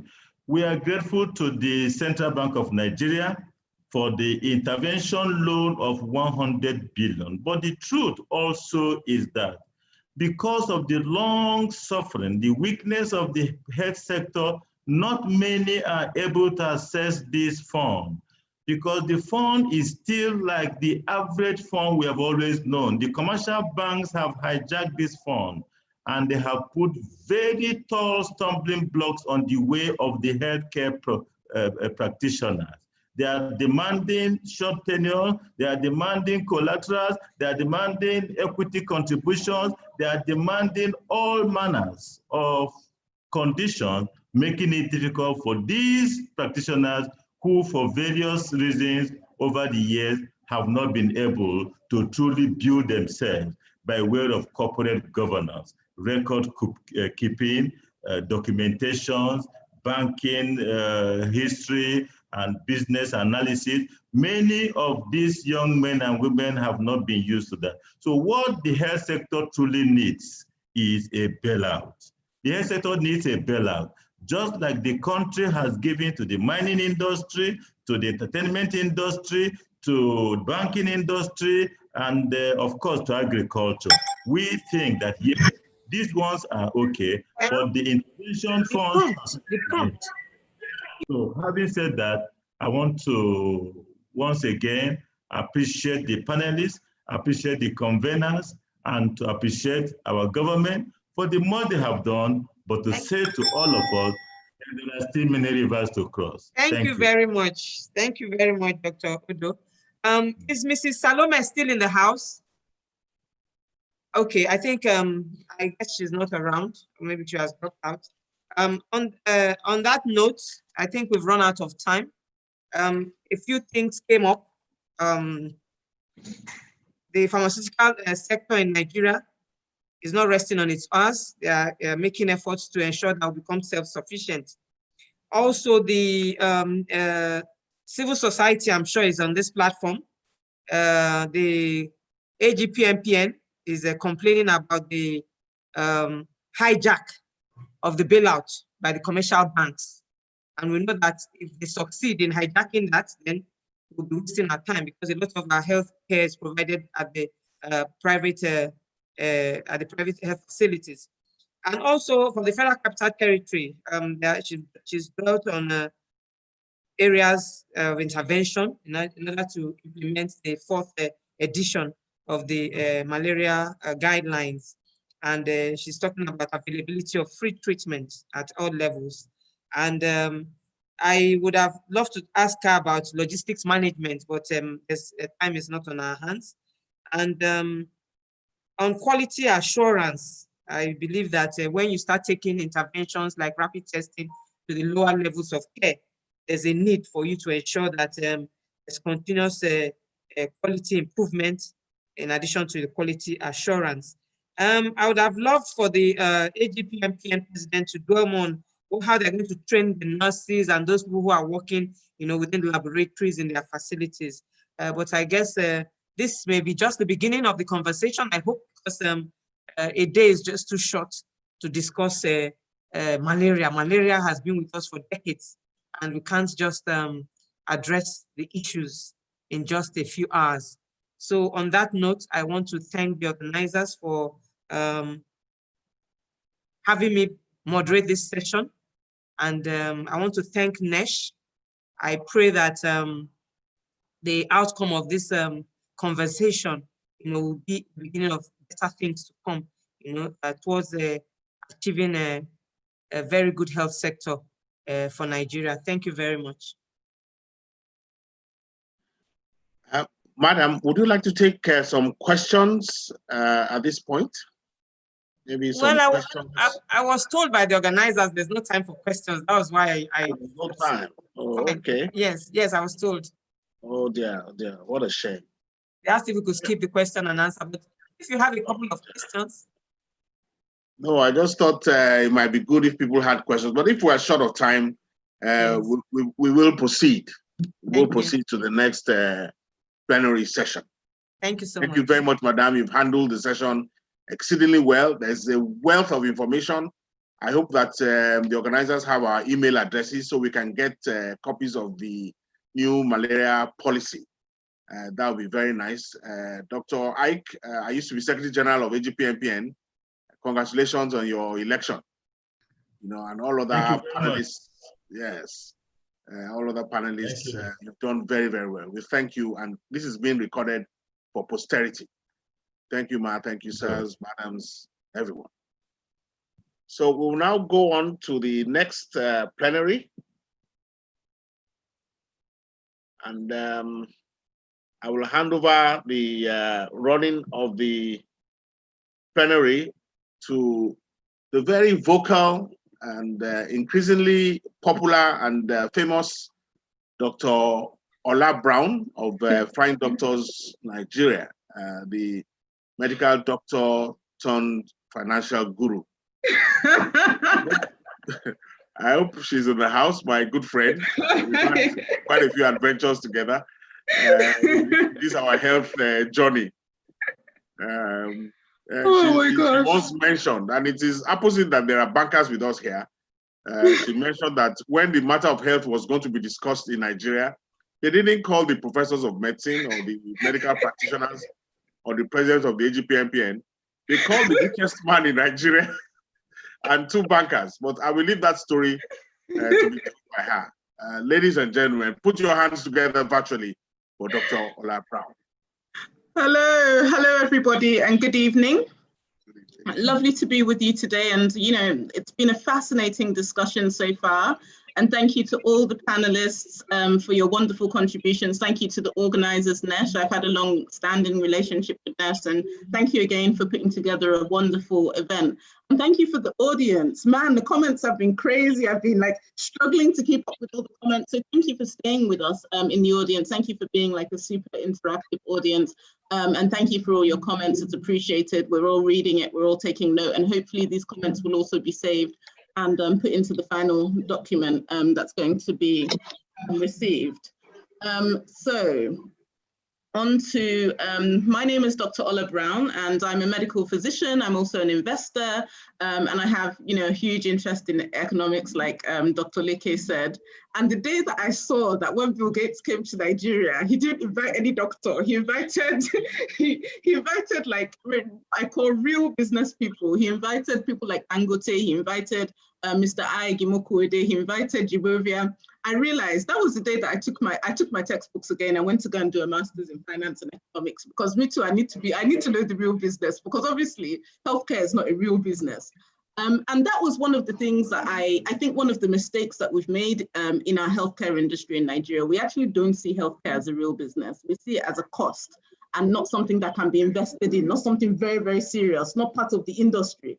And as soon as we start seeing healthcare and healthcare entrepreneurial leaders as real business people and the healthcare industry as a real business, then I'm sure our attitudes towards investing in healthcare will change. If we can put $25 billion into a petrol refinery, if we can put billions of dollars into making cement, then we can put that same amount of money into what the one industry that can save our lives when we have a car accident, or when we have a heart attack, or when we have a stroke. And if we see healthcare through that same lens that we see salt and sugar and banking and petrol, then I'm sure that we'll have a much more robust healthcare sector going forward. We've invested across the healthcare value chain. So we have investments in electronic medical records, digital telemedicine, drug manufacturing, pharmaceutical retail, pharmaceutical manufacturing. So over the past 10 years of investing in healthcare and operating healthcare businesses, I've seen the ups and downs of running healthcare businesses in different sectors and across different countries. And I'm sure that some of our panelists today we'll be talking about it. It's the last panel of the day, but I think it's going to be quite an interesting panel because it's centered around testing.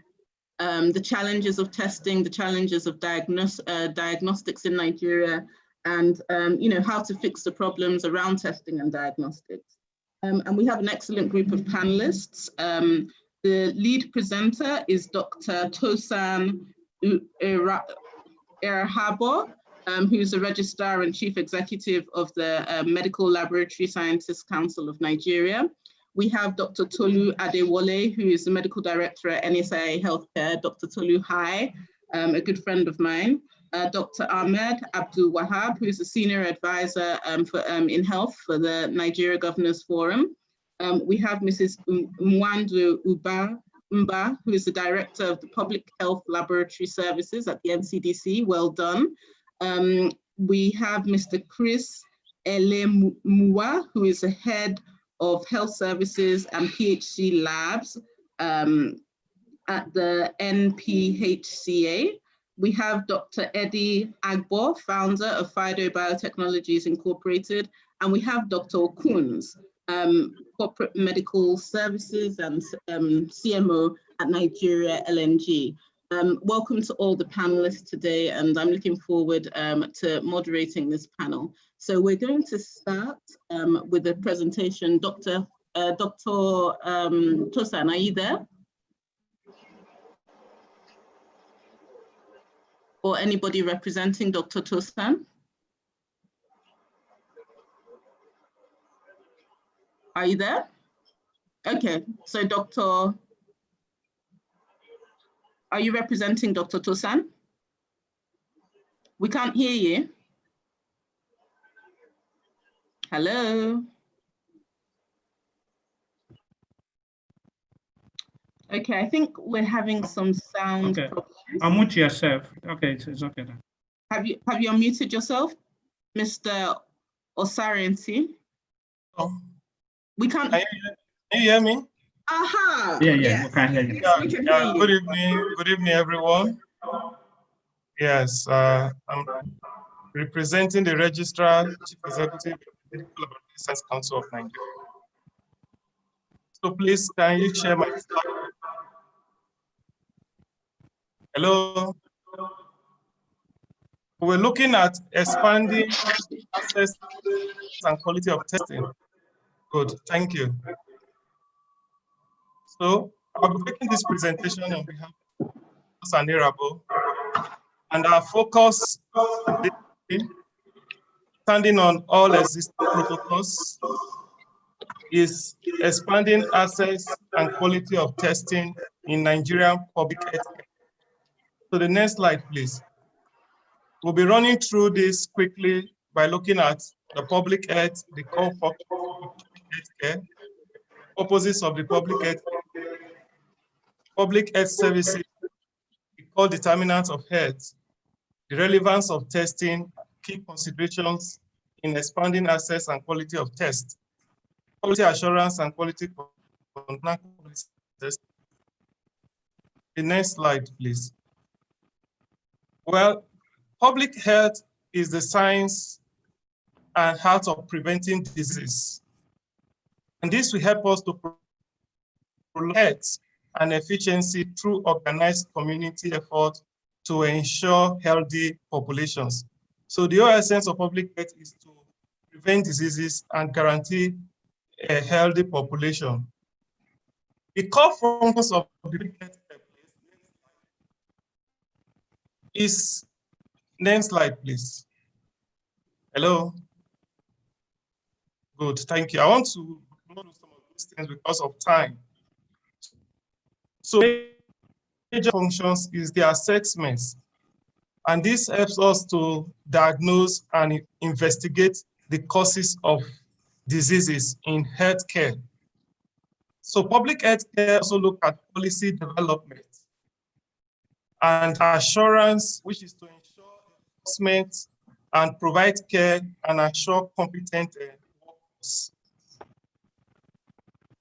So the purpose of public health care is to prevent epidemics and spread of diseases.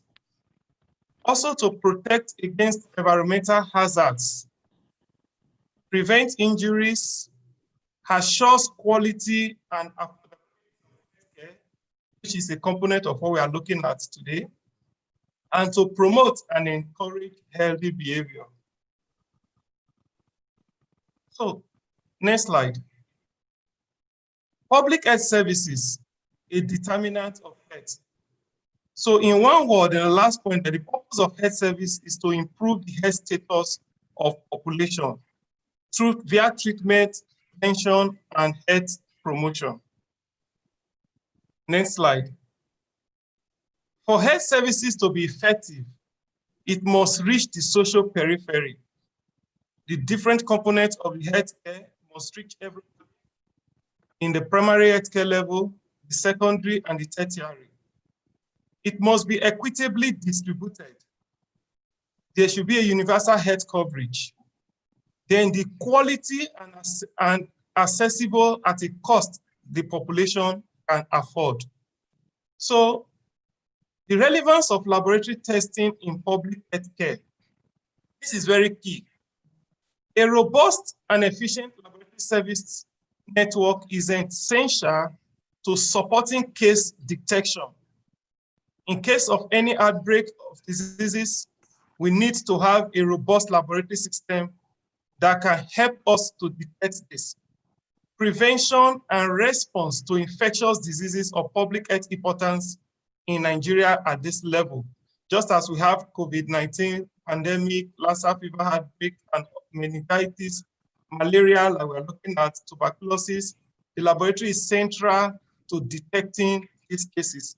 And for us to effectively treat them, we must have a system that is robust enough to support this detection. So the goal of the laboratory testing in human and animal specimen is to provide reliable, accurate, and timely results that would inform public health interventions. So our essence is to ensure that these things are reliable, accurate, and timely. So the impact factor of laboratory testing towards above other models like mathematical modeling and cohort studies in reliable prediction and detection of morbidity, incidence, resource allocation, and above all, breaking the chain of transmission of infectious disease in its wake. Next slide, please. So now looking at expanding access and quality of tests, it is important for us to look at these key considerations in making effort to expand access and quality of tests. The first is funding. There should be improved budget resource allocation for quality diagnostic services in way of ensuring that to expand laboratory networks across the various areas, spectrum of the country. The cost of tests should be such that it will be affordable, and this we can ensure by expanding the coverage of the National Health Insurance Scheme and make it more robust with more private sector participation. We must look essentially at the human resource for laboratory testing, which are the laboratory personnel. The government at different levels, sectors should be able to engage or to be able to man the various laboratories across the various care level, which is the primary, secondary, and the tertiary. As it is today, this is unequitably distributed. Next slide, please. So, access and quality also have to do with sustained efforts to ensure that quackery is halted at different levels. This will help us to improve the quality by removing those that are not licensed and trained to carry out diagnostic services at different levels of care. There should be appropriate infrastructure at the primary health care level, at least to do basic investigations that require less infrastructural and manpower at that level. An establishment of a system to improve specimen management and expand the network of molecular testing laboratories. This is quite interesting that COVID-19 has helped us to expand that for now, but there's lots more to be done so that testing can be accessible and the quality can be improved. We should be able to institute laboratory revolving funds in public health facilities because the cases, most times, we have a lot of stock out of reagents, equipments are not functioning, and this is affect the turnaround time. So this is another way out to sort out that problem. There should be an effective linkage between regional, local, and private sector laboratories using the One Health approach. This will help to enhance systems and bring testing to the different level of care. Where there is a proper linkage, access to care to testing can be robust and better. The private sector engagement is very, very key. We have to drive the quality management system towards attaining national and international accreditation. We need to establish a system of deployment of mobile laboratories in epidemic outbreaks so that case detection can be very, very prompt and the quality of results can be reliable. Therefore, public health interventions can be prompt. There is urgent need for government to lead the sector in the establishment of research agenda to support innovation of laboratories based on country needs as it relates to self-testing and rapid diagnostic testing. We must do this to expand the net of testing, especially at the primary healthcare level. We must begin to look inward as a country with the support of government. Next slide, please.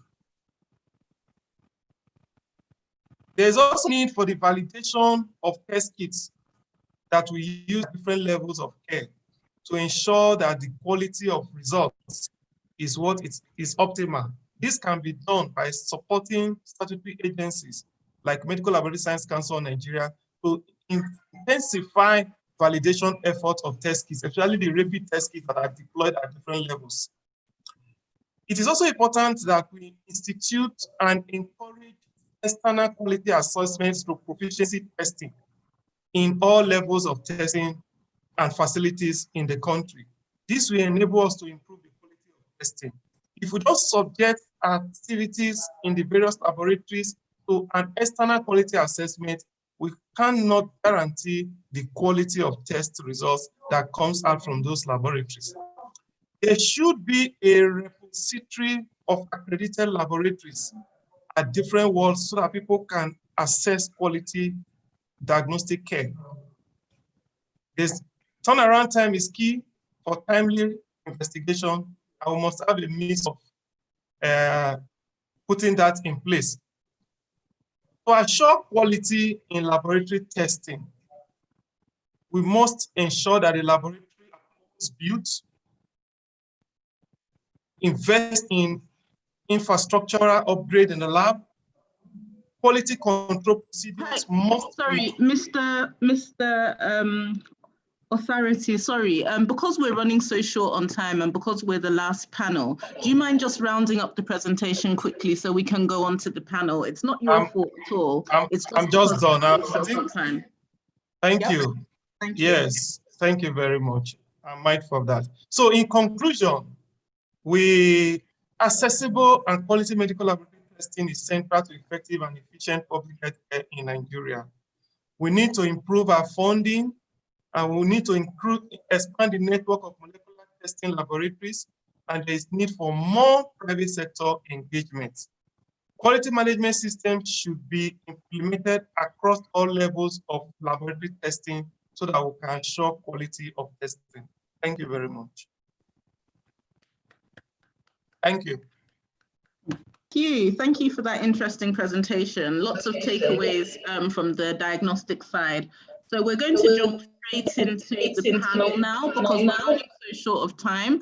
And I'd like to urge the panelists to kind of try to give succinct answers so we can get through. It's quite a large panel, so we can get through all of the answers and get to everybody in good time. So I'm going to start is Dr. Ahmad there? Dr. Ahmad Abdul Wahab from the Nigerian Governors Forum. I'm going to start with you if you don't mind, sir. I wanted to ask about testing and what your perspective is on the way that Nigeria has executed on COVID testing from a state point of view. Okay, thank you very much. And I think first let me thank the organizers for inviting me to this webinar. And I think the session, I know it has been a very long day, and we've had very interesting presentations. And I think I will start from the last presentation. I think the last presentation was really very excellent in terms of actually focusing on the issue of how to ensure access and then availability of tests. Yes, but okay, the question you asked, which is on COVID testing. So I think in terms, when the pandemic started, the country really struggled in terms of having access to laboratory services. But I think now working closely with the NCDC, I think we have over 70 laboratories now, both in government and private, that are now doing this testing.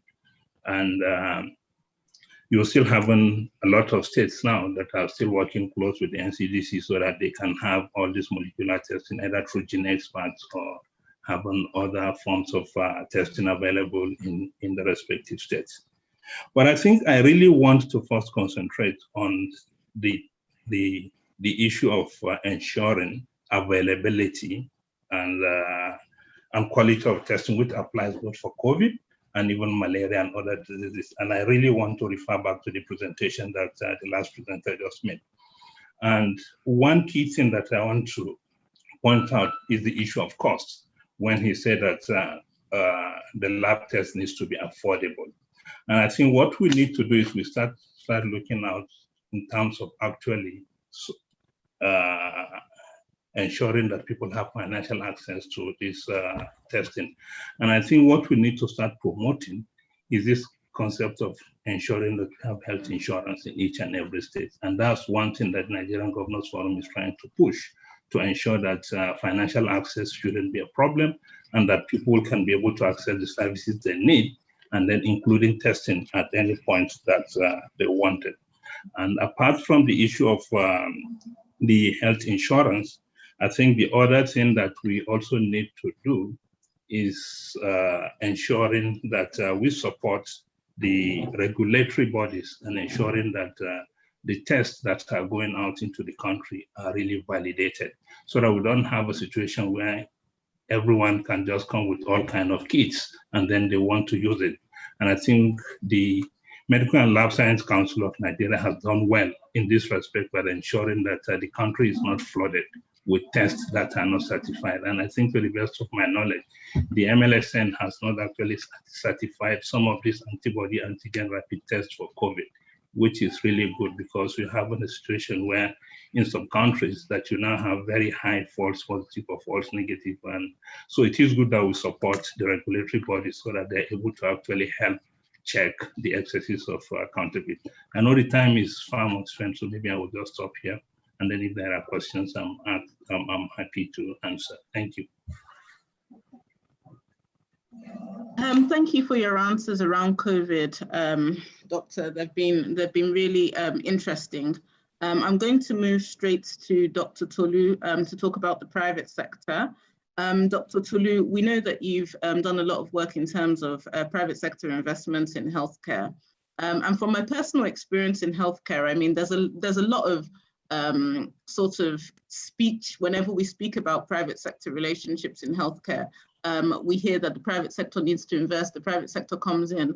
But one of my major experiences with private sector, and private sector should invest in everything, there's a role in private sector. Sometimes actually, there's a big gap in the market for healthcare, and there's a lot of need, but sometimes there's no market in the gap. So you've been quite successful making healthcare investments that are sustainable. So can you tell us about that experience? Tolu, are you there? I'm here. Good evening, and let me just stand on the established protocol. Thank you for everything, but our time is first gone, and I'm sure everybody here is aware of the kind of private sector-led initiative of the NSIA to kickstart healthcare investment across the country. We did a $11.5 million investment into cancer care because we looked at it and we realized that a lot of people have spoken today that about $1 billion go out of our healthcare system, out of Nigeria regularly every year. And so we did an investment in oncology, which is one of the highest reasons why people go out of the country. And because of that investment today, a lot of people can access oncology care and with the latest kind of machines that you can get anywhere in the world. And because of that, one thing we can tell you that has now happened is that we now have people trying to come into that sector, into that space within the healthcare sector. I mean, I've been in the private sector for so many years, and we've done from the days of path care, I'm changing the narrative in the diagnostic space to now, even in the through the NSIA, we've done 2 major diagnostic investments, both in Kano and in Noma here. And what we're trying to do is actually trying to do 3 things. Make it affordable, make it accessible, and make it accurate so that the guy in Jigawa can actually come in and have his test done and get an accurate test done at a cost that is bearable. And so the 3 A's of quality healthcare is what we preach and what we believe at the NSIA, and that is why we've taken the plunge.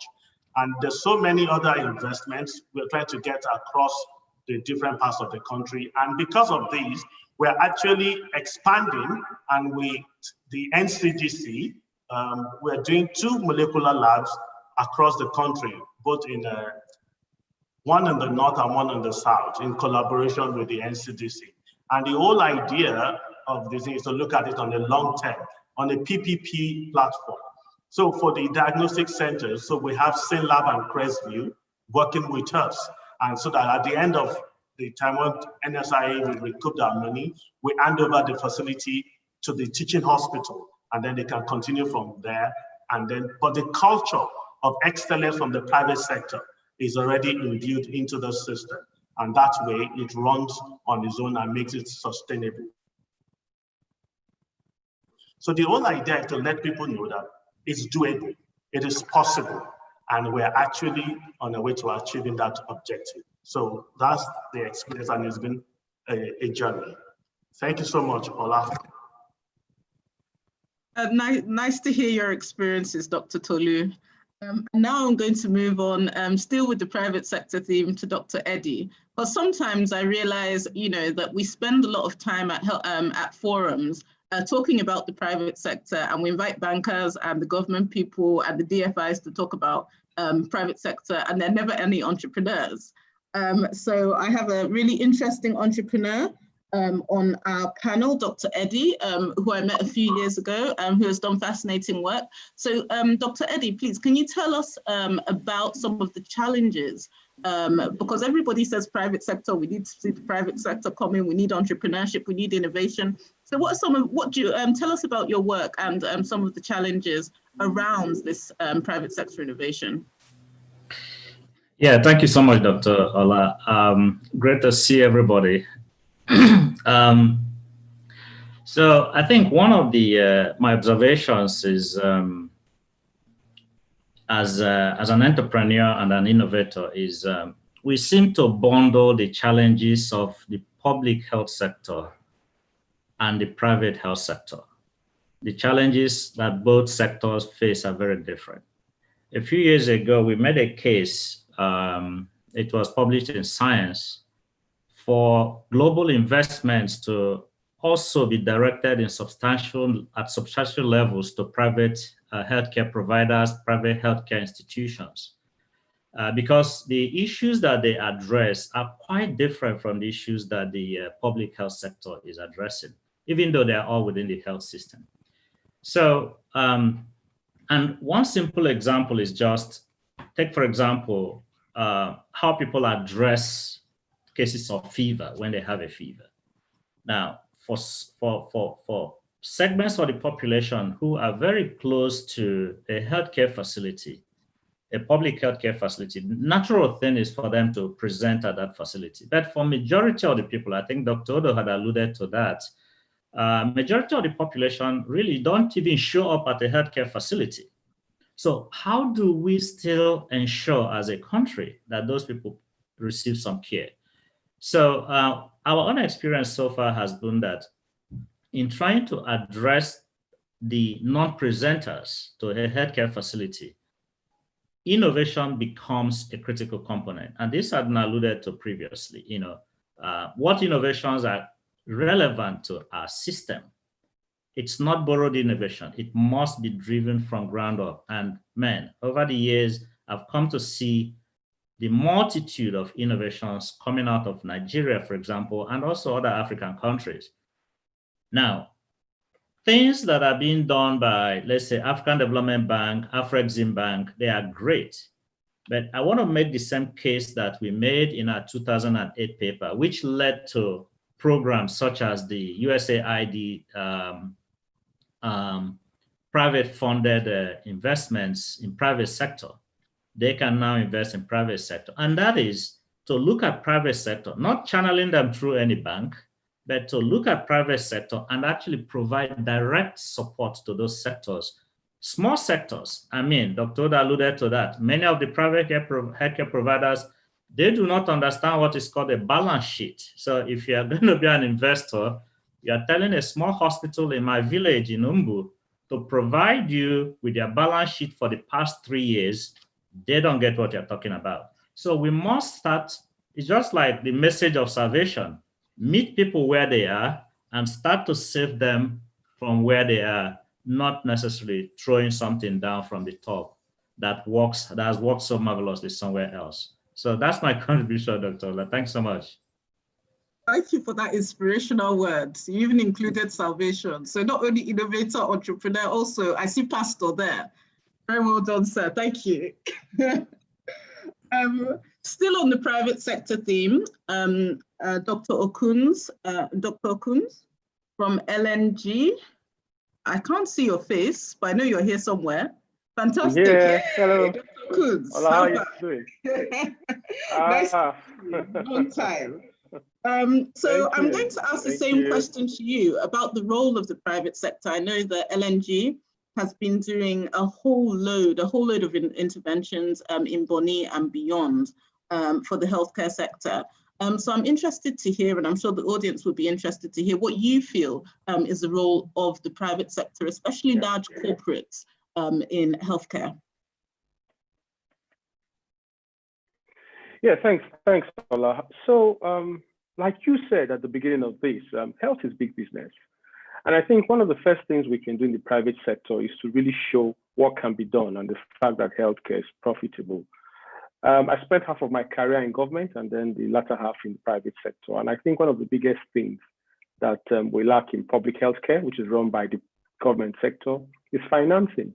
And until enough money is in there, the other things that go into it to make it then of high quality and sustainable will just not happen. For example, as you heard at the beginning in the intro, we're doing a lot. We want to eliminate malaria in Bonny Island because it's right, but also because we understand that that increases the productivity of the people there.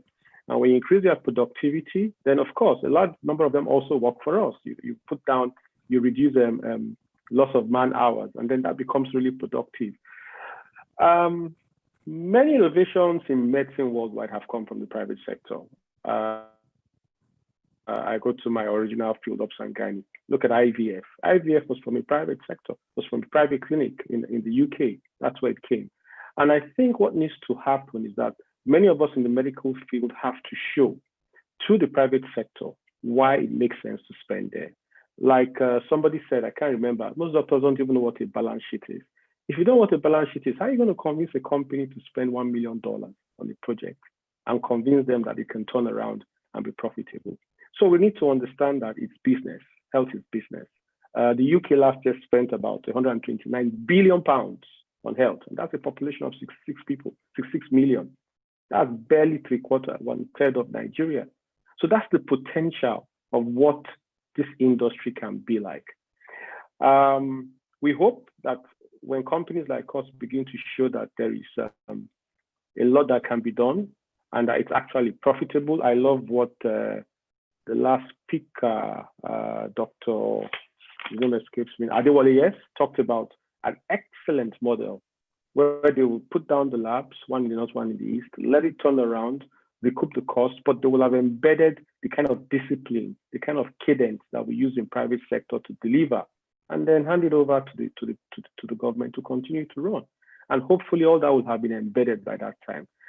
I think I'll just round up by saying that this is the time for most of us in the private sector begin to ask ourselves, what can we do in ways like that to get health running in the country? We have to be deliberate about it. But we also need government support, because as some of us in private sector know, like Dr. Ike said, once it's financing in health, the discussions are very long because we still don't see health as a business. Thank you. Thank you, Dr. Okuns. And then Mr. Chris. Yep. Are you around? So I'd like to ask some questions from the primary health perspective, because primary health care obviously is the foundation of all healthcare. And I'm sure you have some strong opinions, because we spent most of the time on this panel talking about multi-specialist hospitals and, you know, billions of dollars on one center of excellence. And I'm sure you sat there in the background just laughing at these people. They think that hospital healthcare begins and ends with flashy $1 billion big investments.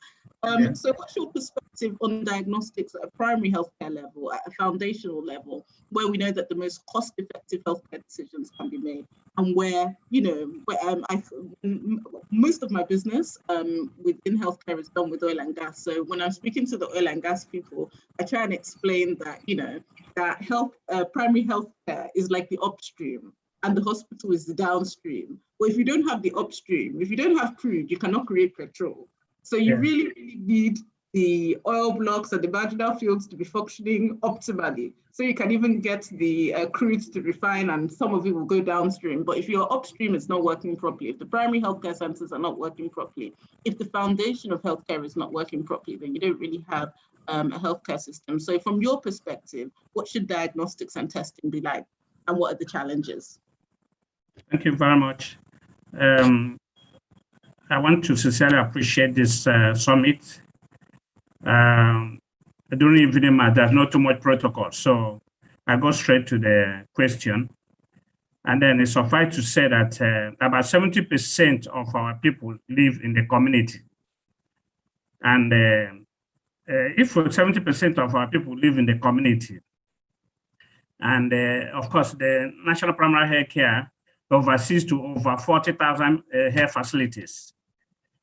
And if all these things are addressed, are well captured, well provided for, I think, and then the PAC laboratories in the primary health care sector are well taken care of, well funded, well strengthened. I think the burden of the disease burden, the health issues are as good as solved. Because if we, I'm gladdened by all the innovation the speakers are having today. And of course, you heard what the council said, the Medical Laboratory Science Council. I mean, stressing on quality. And I understand that quality costs less. Yes, that quality costs less. So if we make sure that quality cases, quality kits are available in the country, and making sure that they regulate the practitioners, making sure quality, trained people handle the distance, and then are deployed at the primary healthcare level, the problem is solved. Well, in the primary healthcare sector, what are the challenges? It's paucity of human resource, particularly at the PAC laboratories. And looking at the PAC laboratory sector in primary healthcare is like a neglected case, a neglected issue. Because if we address it squarely, because our people stay in that community, they will not start coming to Abuja to receive care. And like we were talking about COVID now, COVID has gone to the community, whether we like it or not. So I'm gladdened by this. A lot of innovations I've seen here. I can, like if I do urine malaria tests, that can be done in that place. It is just urine tests and you get your result. If it's reactive, then you might need to refer to any of the PAC centers there or to a place you can use microscopy to confirm that it's truly malaria. And then if we look at, I mean, if we're able to put quality human resource there in terms of medical laboratory scientists, who can really drive the process there? It's not, I mean, it's as good as salt. So generally, if the primary health care is well funded, is well funded and enough human resources addressed, I would say that the cases of overburdening of secondary and tertiary health facility will be a thing of the past. More so, if our primary health care level health facilities are functioning optimally, by enough fund, human resource, infrastructure build up, I mean, the cases are as good as salt. So I'm really impressed with the innovation that are coming on board. And I'm gladdened by the minister's speech that a lot have been given. in that area, in terms of empowering the primary healthcare sector. So I think that is a good news for us. And then looking at laboratory generally, well, I'm also gladdened that he has also said that from four molecular labs we used to have, we now have up to 70 and above, and like we've been advising on the use of expert gene machine to test other cases other than only tuberculosis, and I'm happy it has come up here today. So, by saying specifically, let's strengthen the PSC laboratories, let's empower the primary healthcare sector. If we do that, the cases, disease burden will be drastically reduced, managed at that level, and people will be healthier. And there was more than 70% of our people will be healthier to be very productive. Those are some of the submissions I can make quickly. Any other question?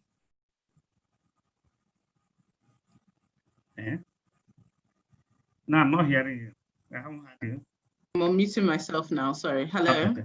Yeah. Yeah, thank you so much for your contribution. And, this is something that we could talk about for a much longer period of time, because there are so many issues that we could dig into. Already on the panel so far, we've heard about the private sector challenges from the investment perspective. We've heard from an entrepreneur. We've also heard from a healthcare investor about some of the challenges around diagnostics and testing for the private sector. We've also heard from the Nigerian Governors Forum about some of the things that they have done extremely well during the COVID epidemic to make sure that people did have that rapid response. People were reassured, people were communicated to about the epidemic, and we were able to ramp up our testing quite quickly.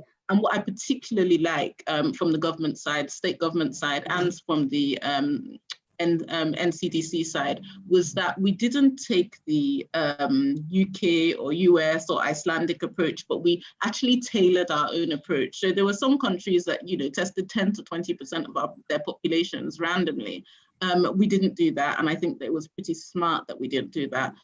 We had a much more targeted approach, and we spent less money, but we still got very, very good results in terms of testing people who were symptomatic or testing people that were high risk. So I think that we did the best that we could with the resources that were available, and we didn't just do things that other people were doing. We also heard from the local government perspective, from the primary healthcare perspective, on some of the challenges there in terms of diagnostics, and that was fascinating as well.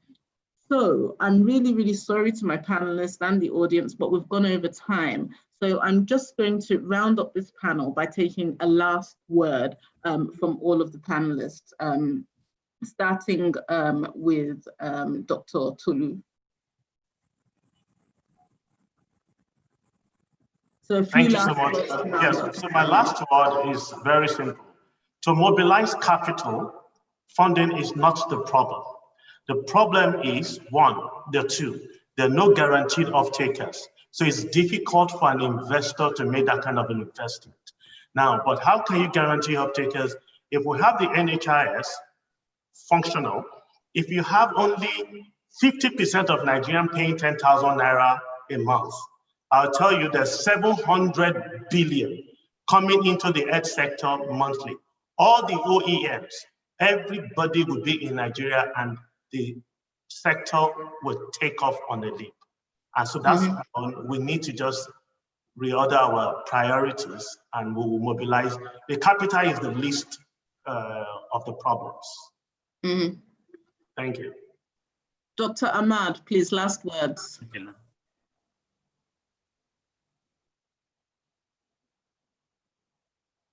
Just the final summary. Dr. Ahmad, are you still there? Sir? Okay, thank you. Yes, I think for me, the last word is I think we should move towards universal health coverage. If government, at least the NGF, one of our priorities, actually trying to ensure that every citizen in each of the states gets the kind of healthcare he needs, and then with the requisite financial protection. So I think that is what we'll continue to push. And now at the stage where we are now, almost all the states have signed, 33 states have actually signed the law. And then you have 16 to 18 states now that they have started the state health insurance scheme. And I think that is where to go. If you have health insurance for everybody in this country, then access to lab or medicine will not be a problem. And then when we now support the regulatory agencies to ensure that we get quality in terms of all the things that comes into the country, I think then we are good to go. I think the answer is let's try to push towards universal health coverage. Thank you. Fantastic. Dr. Okuns. Yeah, so for me, I think it's time to put action rather than just talk.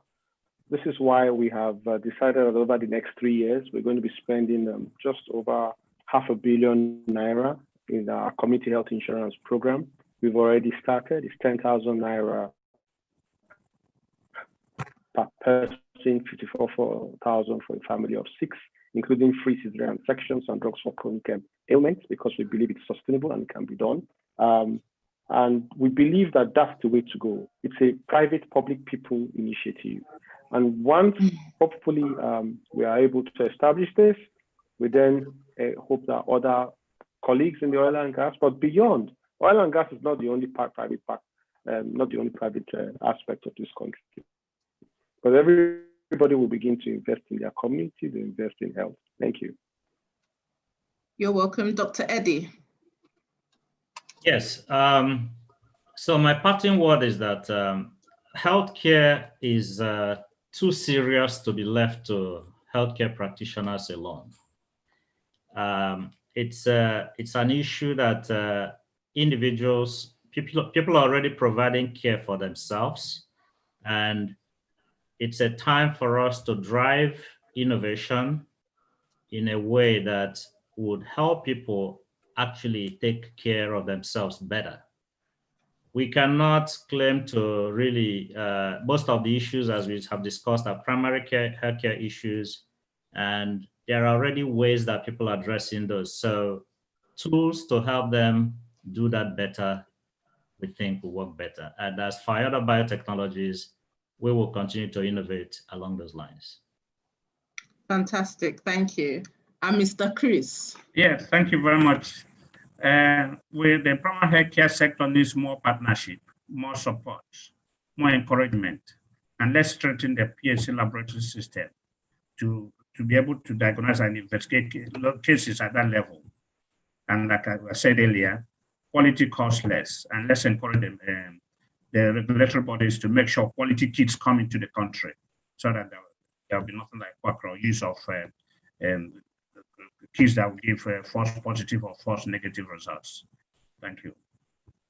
Fantastic, thank you so much. So I'm just going to sum up with a diagram that I think sort of speaks to almost everything that has been spoken about from the first panel to the second panel to the third panel. And this is actually from a book that I wrote 2 years ago called Fixing Healthcare in Nigeria.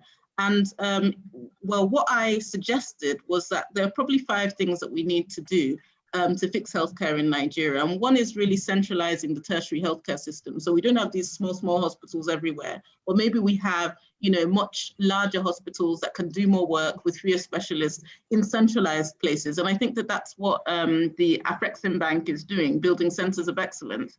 The second was primary healthcare expansion. And Mr. Chris has said it all. So we need to talk about what's happening in the grassroots. And I think that Dr. Okuns touched on that as well. We haven't really spoken about maternal health and child health, but I know that that's something that Dr. Okuns will also be covering in his, if he had more time, probably would have spoken about in his community health project. But in earlier panels, we did touch on the fact that, you know, more children die in Nigeria than anywhere else in the world under 5 years old. So we're obviously doing something wrong on the child health issue, and also on maternal health. Earlier panels touched on that. Dr. Eddie has talked about not leaving medicine and healthcare just to healthcare practitioners, and the role of task shifting and bringing in other people that can provide healthcare at the point where people are, rather than trying to usher them into a system that perhaps doesn't really optimally function for their needs or can't function at the cost point that they're able to pay. And then absolutely every person that has spoken at all since the beginning of this event till the end of the event has touched on sustainable healthcare financing and the fact that healthcare and sustainable healthcare is not just a medical issue, it's not just a scientific issue, it's also an economic issue and a financial issue. And I think that that's, you know, something that has run through the entire sort of event up until this point, and everybody on the panel has mentioned it, the importance of sustainable healthcare financing, whether from insurance, whether direct payments, whether finding cheaper innovations or ways to do things smarter, whether to do sort of import substitution, or well, not really import substitution, but trying to substitute some of the specialities that we lose out on due to medical tourism, etc. So with this, I'd just like to say, you know, a big thank you to the entire panel. It's been excellent. I know that, you know, the audience as well, you guys, I'm surprised to see so many people still here because, you know, it's been a long, I mean, it's been 4 hours and you guys are still pushing through. So congratulations to you for that. And thank you to the panel because I know that you've had a long wait as well. And thank you to the organizers for, you know, really focusing on this super important conversation. My book is free, so I'm going to put a link to it in the chat box for anybody that wants to download it and delve a bit further into some of the stats and facts about the Nigerian healthcare system. And with this, I'll hand over to our most able moderator, senior moderator, Dr. Leke, to take us to the next stage. Thank you very much, everybody.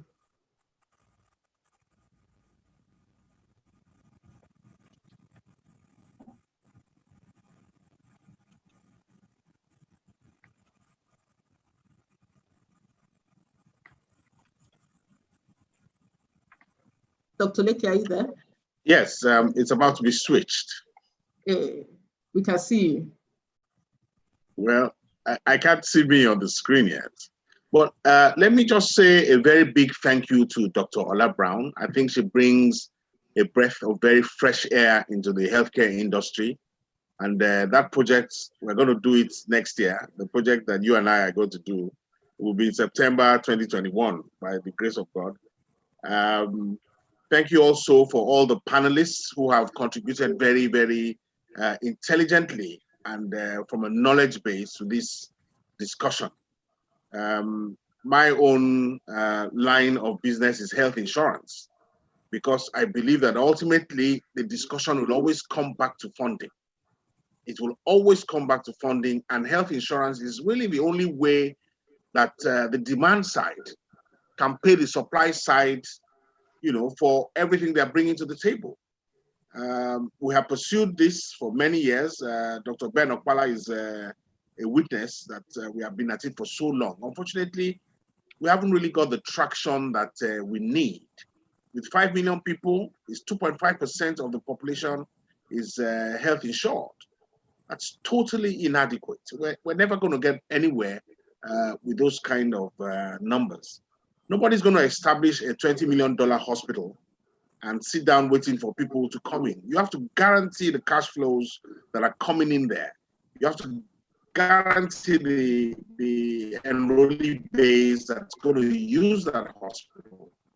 That's the only way that investments will come in. You know? So, well, the debate carries on, but we'll do what we can. And with very bright minds like Dr. Brown, I think that the outlook is optimistic. Thank you very much. I still haven't been switched onto the main screen. We know that Dr. Brown looks good, but... No, I can see you. Yeah, you can. There's no need for me now. I'm supposed to see me. Okay, then. So I think we'll just take the vote of thanks now. And the vote of thanks are to be delivered by Dr. Godwin Ntadom, who will be representing Dr. U.M. Enelbong, the Director of Public Health in the Federal Ministry of Health. Dr. Godwin Ntadom is the Chief Consultant Epidemiologist of the Federal Ministry of Health. Ladies and gentlemen, Dr. Godwin Ntadom to deliver the vote of thanks on behalf of Dr. U.M. and Enelbong.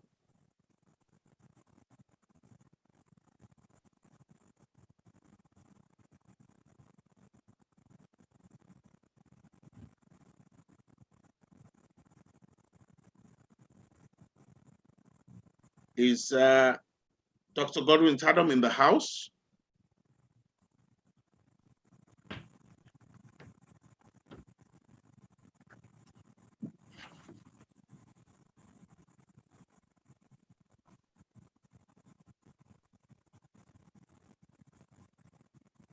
Okay, I think there's a connection problem there.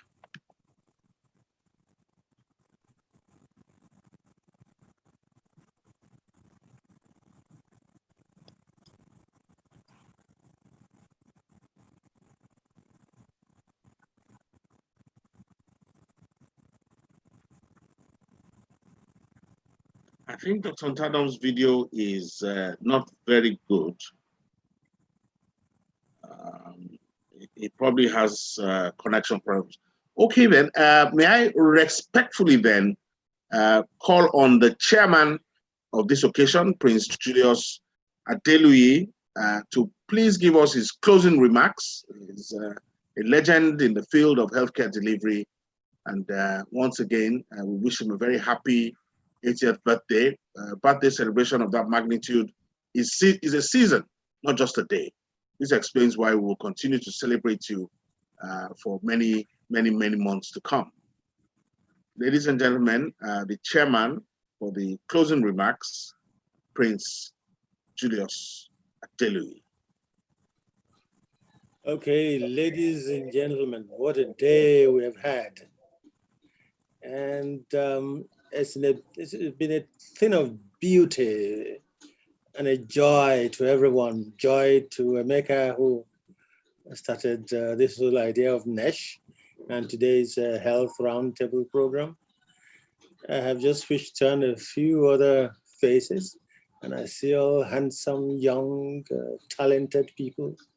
We need opportunities like this to get together, to compare experiences and try to change the narrative of our nation. Nobody's going to do it for us. Only we can do it. We live in a country where there's emergency wherever you look. And talking about it is useful. We must not tire pointing out the possibilities that lie ahead of this nation. And from the kind of persons I see here, I know that there is hope for this nation. Those of us who are old, when we see people like you in your togetherness and individually, we say to ourselves, there is hope for this Obodo, Nigeria. Don't give up hope. Nigeria is a country where the best appears impossible, but the worst can never happen. Let's look towards the best. And I'd like to congratulate Emeka. I'm sure you've been all nerves in the last 1 week or so to see how this put together would happen. It has happened. It's the grace of God Almighty. And every participant is very proud of you, whether they are ministers or representatives or and so on. You should fill yourself with smile and gratitude to God. For my dear young friends who are here, from the way you sound, there is hope for you individually for a better Nigeria tomorrow. A healthy nation is always an advantaged nation. Let us concentrate on health. Let us see how we can use local material, whether it's brains, bronze, or even fauna and flora. Let's put it together. Instead of using examples from US, this is done in US, this is done in England, let's do something so that somewhere else on this planet, somebody will say, Nigerians have done this, let us imitate them. Impossible? It is possible. But we need the grace of God. And may that grace of God, which surpasses everything, remain with each and every one of you. Congratulations, Emeka, and thank you all for supporting. I have learned a lot, and may what we have learned improve our ways of improving ourselves and the great country called Nigeria. All is well, I can assure you. Thank you. Thank you very, very much, sir. I say amen, and I say amen to your prayers. It is with great reluctance, therefore, that I bring this event to a close. It has been a wonderful day, and I'm sure that the reverberations from today's event will continue for many years to come. Thank you all for attending. I wish you Johnny Mercies, if you are not at your base of residence, Johnny Mercies back home. Shall we close with the national anthem? National anthem.